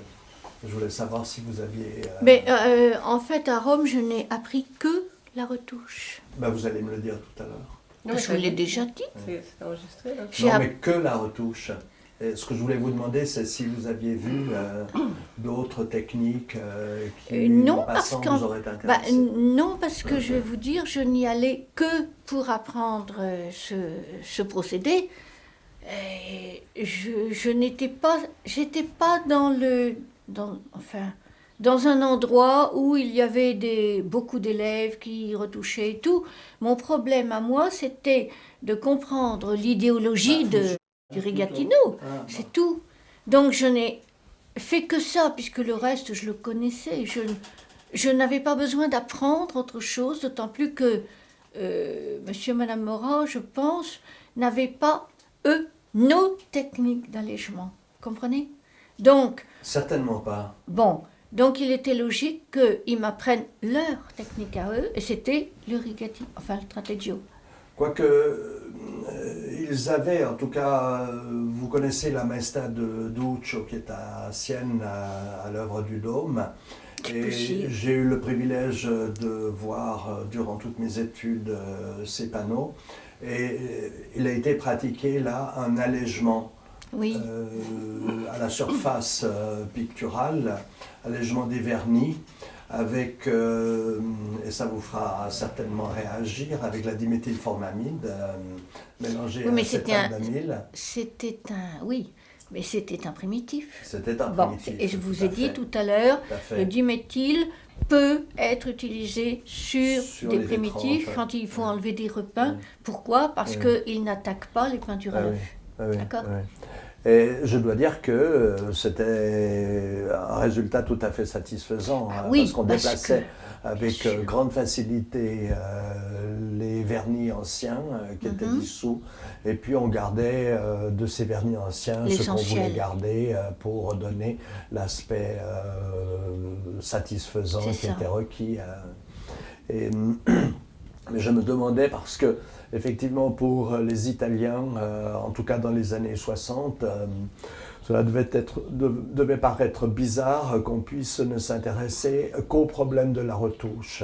Même si les Romains étaient conscients de l'Istituto, étaient conscients de la particularité de cette technique. Oui, mais attention Théo, je vous ai bien dit, dans mon cas personnel, qui était limité à un laps de temps très court, Un mois et demi. Un mois et demi. Donc, si vous voulez, c'était la seule raison pour laquelle M. Bazin m'avait envoyé à cet institut. Et les autres techniques de restauration ne me concernaient pas, puisque je les connaissais déjà. Tout au moins, je connaissais celles que la France utilisait. Et la seule technique que je ne connaissais pas, c'était la retouche à l'aquarelle. Donc, bien entendu, j'allais pour ça. Et en fait, je voulais vous poser une autre question concernant un autre institut qui est celui de, vous aurez certainement deviné, l'Institut royal du patrimoine artistique. En plus, nous sommes à Dunkerque, ici à 200 km ou même pas de Bruxelles. Et est-ce que vous avez eu des contacts Non, je n'ai jamais été. J'ai eu des échos très, très excellents, très bons. Par contre, depuis que je suis là, j'ai quand même pu, heureusement, voir pas mal d'expositions là-bas. J'ai vu des tableaux qui avaient été restaurés ou nettoyés. Et je trouve que c'est ce que je vous ai dit tout à l'heure. Pour mon goût personnel, je trouve que c'est fort nettoyé. Hein. C'est à Bruxelles. C'est un euphémisme. Plus que chez nous actuellement. Et vous pensez à des primitifs ou à des tableaux du 16e et au-delà Tout. Ils ont maintenant une façon de... C'est plus du nettoyage, c'est du décapage. C'est effrayant. Mais il faut dire que l'allègement de vernis tel que vous le pratiquez, c'est plus difficile que évidemment. Des vernissages sur des tableaux du 19e siècle. Oui, mais attention, les tableaux que j'ai vus en exposition, c'était des 16e, des 17e, des 18e. J'en ai vu, dans d'autres maisons, que ce soit en Anvers ou ailleurs, et certains étaient même mentionnés, ils ont été restaurés, etc., à tel endroit. Et c'est vraiment, si vous voulez, par exemple, je regrette bien sûr qu'on ne laisse pas un petit peu plus de patine en France. Mais le tableau est quand même fait avec soin. Il est quand même, il est présentable. Même s'il est nettoyé fort, il est quand même en bon état. Et vraiment, j'ai vu des choses qui m'ont choquée. Hein. Mais comment savez-vous que les œuvres ici ont été restaurées par l'Institut royal? Parce qu'en Belgique, il y a beaucoup de restaurateurs extrêmement dispersés dans le territoire. C'était indiqué, si vous voulez... Institut royal du patrimoine artistique. Oui, donc c'est comme ça que j'ai pu le savoir, sinon je ne le saurais pas. Et j'ai vu d'autres tableaux où il n'y avait pas d'indication, mais qui également étaient terriblement nettoyés, matraqués. Vous n'avez pas eu l'occasion de lire ou de consulter simplement les bulletins de l'Institut royal du patrimoine artistique? Moi, je ne les ai pas. Je n'ai pas l'occasion de les connaître, vous voyez. Et au Grand Atelier, quand vous travaillez là, ces publications n'étaient pas disponibles? Au Grand Atelier, si vous voulez, on était concernés par nos problèmes, nos tableaux, on suivait notre optique de restauration, et en fait, bien sûr que quand quelque chose paraissait, on regardait, on s'en occupait, mais on n'avait pas vraiment de problème, je trouve, parce qu'on marchait dans une optique qui était déjà définie, qui était harmonieuse, et à l'époque où j'étais au Grand Atelier, à Bruxelles, ils avaient une renommée extraordinaire. Hein. Oui, c'est pour ça que je vous posais la question. Vraiment, on disait... Après le Louvre, c'est vraiment ceux qui savent... on dit après le Louvre, pourquoi? Parce qu'on est un peu chauvin et qu'on parle du Louvre. Mais enfin, il faut reconnaître que Bruxelles avait une réputation extraordinaire, de très, très saine, très bonne et tout. Et puis moi j'ai vu par exemple des bois, des panneaux de bois. C'est épouvantable. Même au point de vue travail de bois, alors là c'est autre chose. Mais où on se dit, mais ils vont pas tenir 2 ans, ils vont claquer avant. C'est pas possible. Donc, si vous voulez, je pense qu'il y a une optique qui a changé, hein, c'est tout. Et qui a changé, donc à l'IRPA, c'est ça que vous voulez dire, ou bien? La restauration de Bruxelles. Oui. Qui a changé en qui s'est dégradé par rapport à ce qui existait il y a plusieurs années. D'accord. Mais est-ce que c'est mon point de vue à moi? Oui, oui. C'est ce que j'ai vu. Peut-être que les tableaux que j'ai vus ne sont pas ceux qui ont été les meilleurs. Hein. Je pense que c'est comme chez nous. Il y avait une équipe. Il y en a qui font plus ou moins... si vous voulez, par exemple, si on prend l'atelier de... Pas l'atelier, mais enfin, si on prend les musées anglais, il n'y a pas de contrôle. D'abord, ils prennent des restaurateurs sans savoir du tout quels sont leurs... comment dire, ils les font... Il n'y a pas d'examen, il n'y a rien du tout. Ils font confiance à ce qu'on leur dit, voilà, je restaure, c'est tout. Et le résultat est quelquefois catastrophique. Je ne sais pas si vous avez vu le tableau de Rubens qui a été décapé, il n'y a pas d'autre mot, puisque Rubens peignait quand même un premier état un peu dur, un peu caricatural si on peut dire, mais c'était les glacis par-dessus qui faisaient la beauté du... Bon ben, ils n'y connaissaient rien, ils ont enlevé tous les glacis, il reste une caricature, c'est horrible, c'est effrayant. Le chapeau de paille. Est-ce que vous-même avez Oui. travaillé sur les tableaux, que ce soit des toiles ou que ce soit des panneaux peut-être que sur les panneaux, vous avez travaillé un peu moins Non, que sur attendez, les toiles. vous parlez de quel endroit? Au Grand Atelier et au Musée de Provence.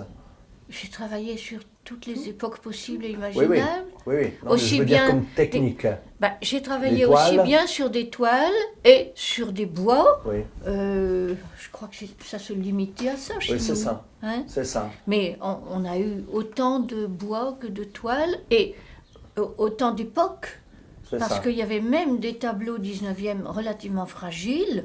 On a eu tout ce qui était possible d'avoir. Depuis le plus ancien du Louvre que j'ai fait, c'était 1300 et quelque chose. Un petit tableau qui est sous vitrine. C'est le Maître de la Madeleine. le Non, plus un ancien. autre. C'est 1298. Il y en a un autre. Ah ben alors c'est celui qui vient après. Il y avait un autre tableau également de 1300 quelque chose. Mais si vous voulez, depuis les plus anciens, peut-être pas le plus ancien, mais disons dans l'ensemble, jusqu'au... Bon, peut-être pas, on n'a pas fait d'impressionnistes, hein, si je ne me trompe pas. Si, mais Ça, vous n'en avez pas fait vous. oui, Parce que vous êtes d'accord. parti. Voilà. Mais Vous ça êtes s'arrête. parti 3 ans avant l'ouverture d'Orsay. Nous avons une grande quantité d'impressionnistes pour l'ouverture du musée C'est ça, d'Orsay. voilà. Donc vous êtes arrêté juste avant. Voilà. Mais on a eu des 19e, oui, beaucoup. quand même beaucoup de 19e aussi, hein.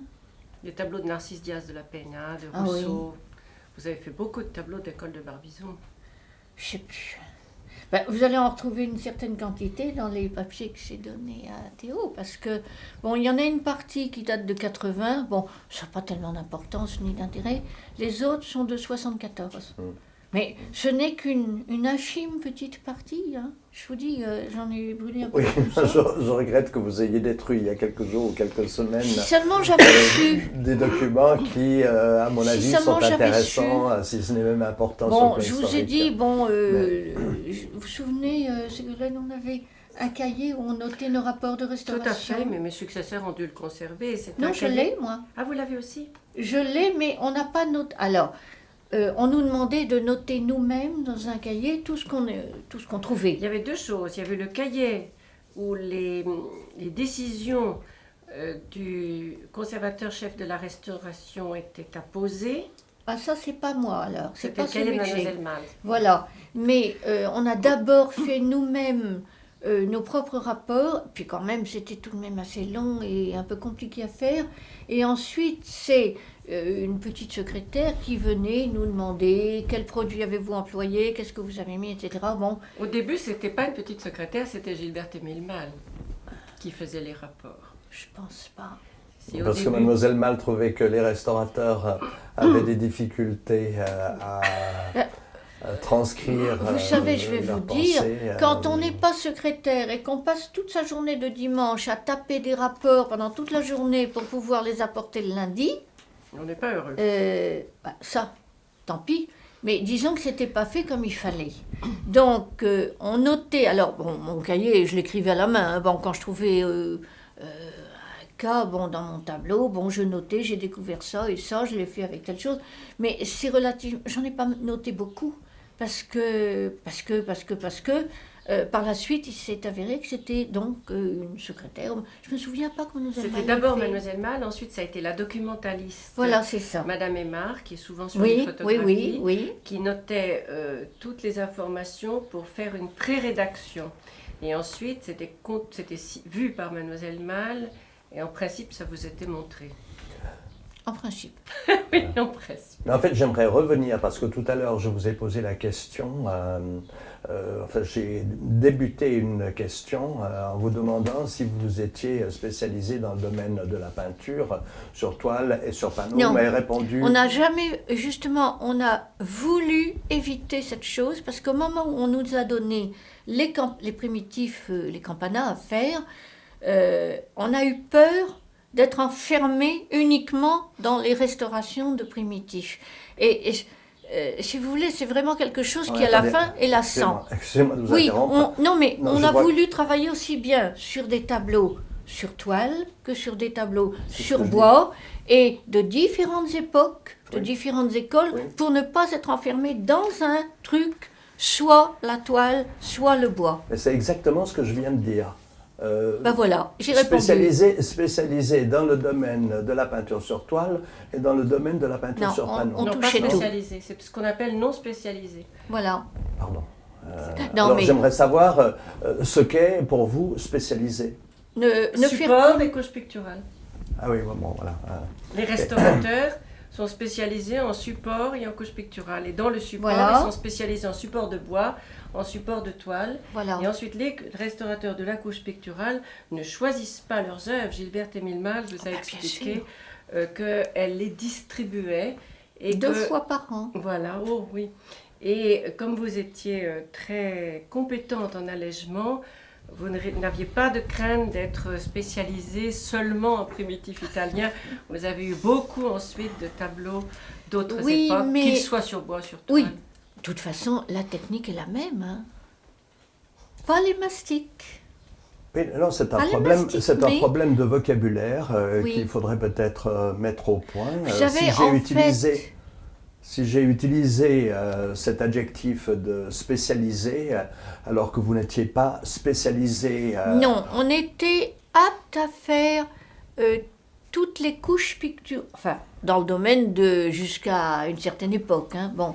Mais on faisait toutes les couches picturales, aussi bien, comme vous disiez, Mademoiselle Bergeon, aussi bien la couche picturale sur toile que sur bois.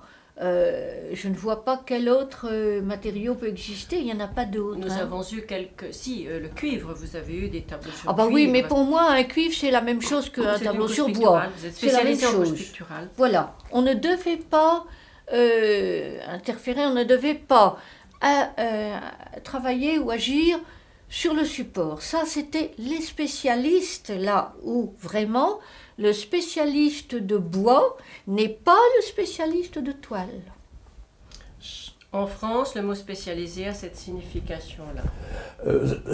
Si je pouvais peut-être terminer ma question, et la voici, la fin de la question.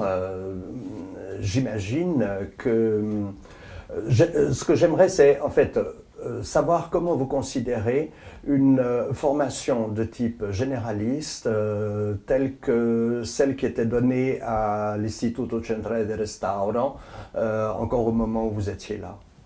Mais si vous voulez, je ne connais pas la façon dont fonctionne le centre de restauration de Rome.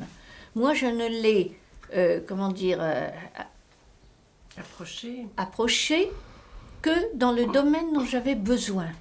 Bon, à côté de ça, je vous ai expliqué, je vous ai dit, le problème que j'ai découvert dans cet institut pour d'autres travaux, qui n'étaient pas ceux que moi je demandais, hein, mais qui étaient des travaux comme nous aurions fait, par exemple, au Louvre, ou enfin bon.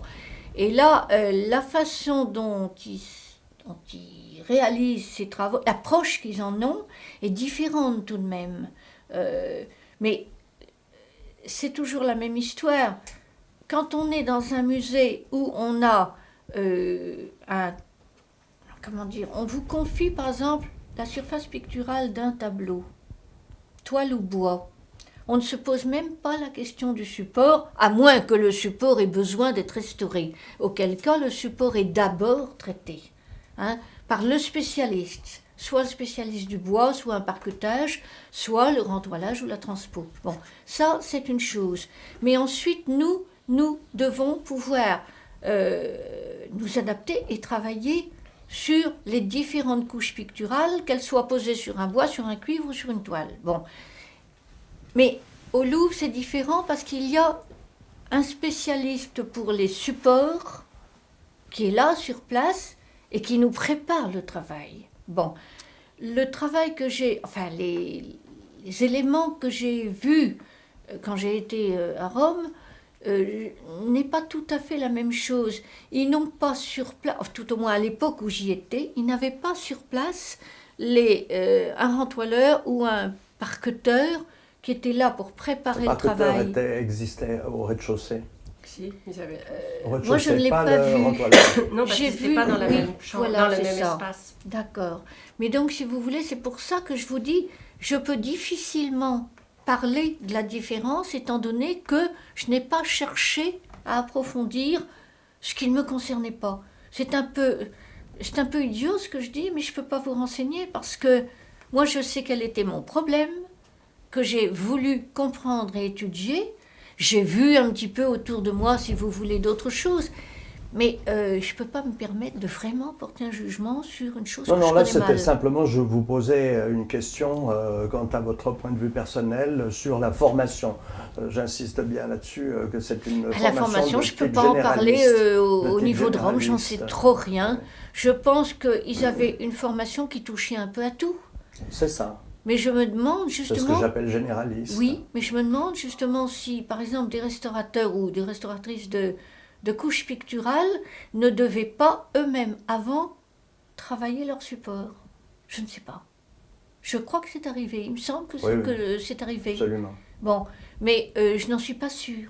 Donc je ne peux pas vous répondre réellement. Vous voyez ?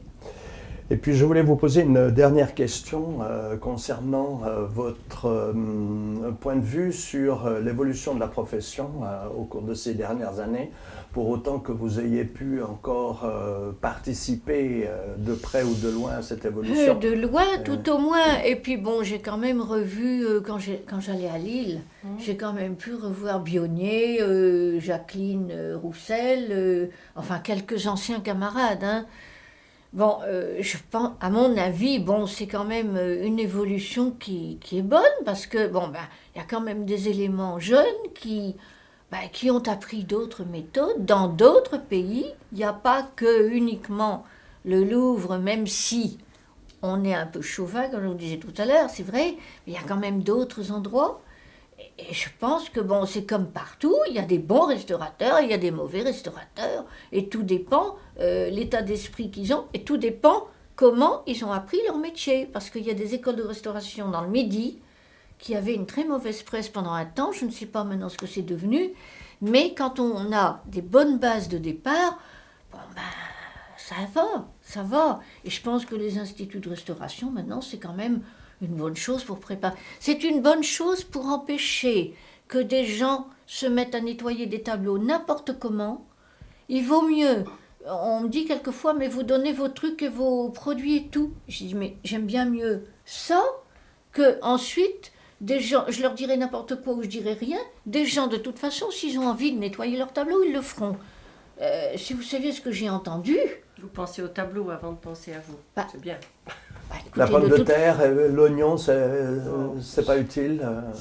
C'est merveilleusement utile et c'est radical. Ça vous zigouille un tableau. Non, ça zigouille pas, mais la fécule de pomme de terre. Bon, la pomme de terre et l'oignon, le jus. Il n'a pas d'autre résultat sur le tableau pour nettoyer qu'un coton humide trempé dans de l'eau et de l'essence. Bon, ça, le résultat est le même. Mais la différence, c'est que le jus de l'oignon qui est acide, il va pénétrer dedans. Bon, c'est pas bon. Et la pomme de terre laisse un réseau de fécule blanc qui va ensuite petit à petit décoller des écailles et vous laisser un réseau blanc. Donc de toute façon, c'est négatif. C'est pour ça que quand on m'a posé la question 100 fois de suite, j'ai dit, mais bon, prenez donc un coton, simplement même de l'eau. Même simplement de l'essence de térébenthine, si c'est un tableau assez ancien quand même. Hein. Bon, j'ai dit, vous êtes sûr de ne pas faire de bêtises. Mais si vous prenez un oignon de pomme de terre, il y a un monsieur, il m'a demandé s'il pouvait vernir son tableau avec le vernis de sa voiture. Enfin, des trucs, mais tellement aberrants qu'on se dit, mais c'est pas possible. Il faut leur donner des recettes. Vous aviez vu la voiture? Non, je n'ai pas vu laquelle. Remarquez, c'était peut-être une voiture qui avait plusieurs années et le vernis devait être moins mauvais. Mais c'est vrai qu'on ne peut pas. Vaut mieux dire carrément ce qu'il faut faire plutôt que de laisser massacrer. C'est ce que je pense. Très bien. Ben, je crois que sur cette vérité première, on va arrêter là. Très bien.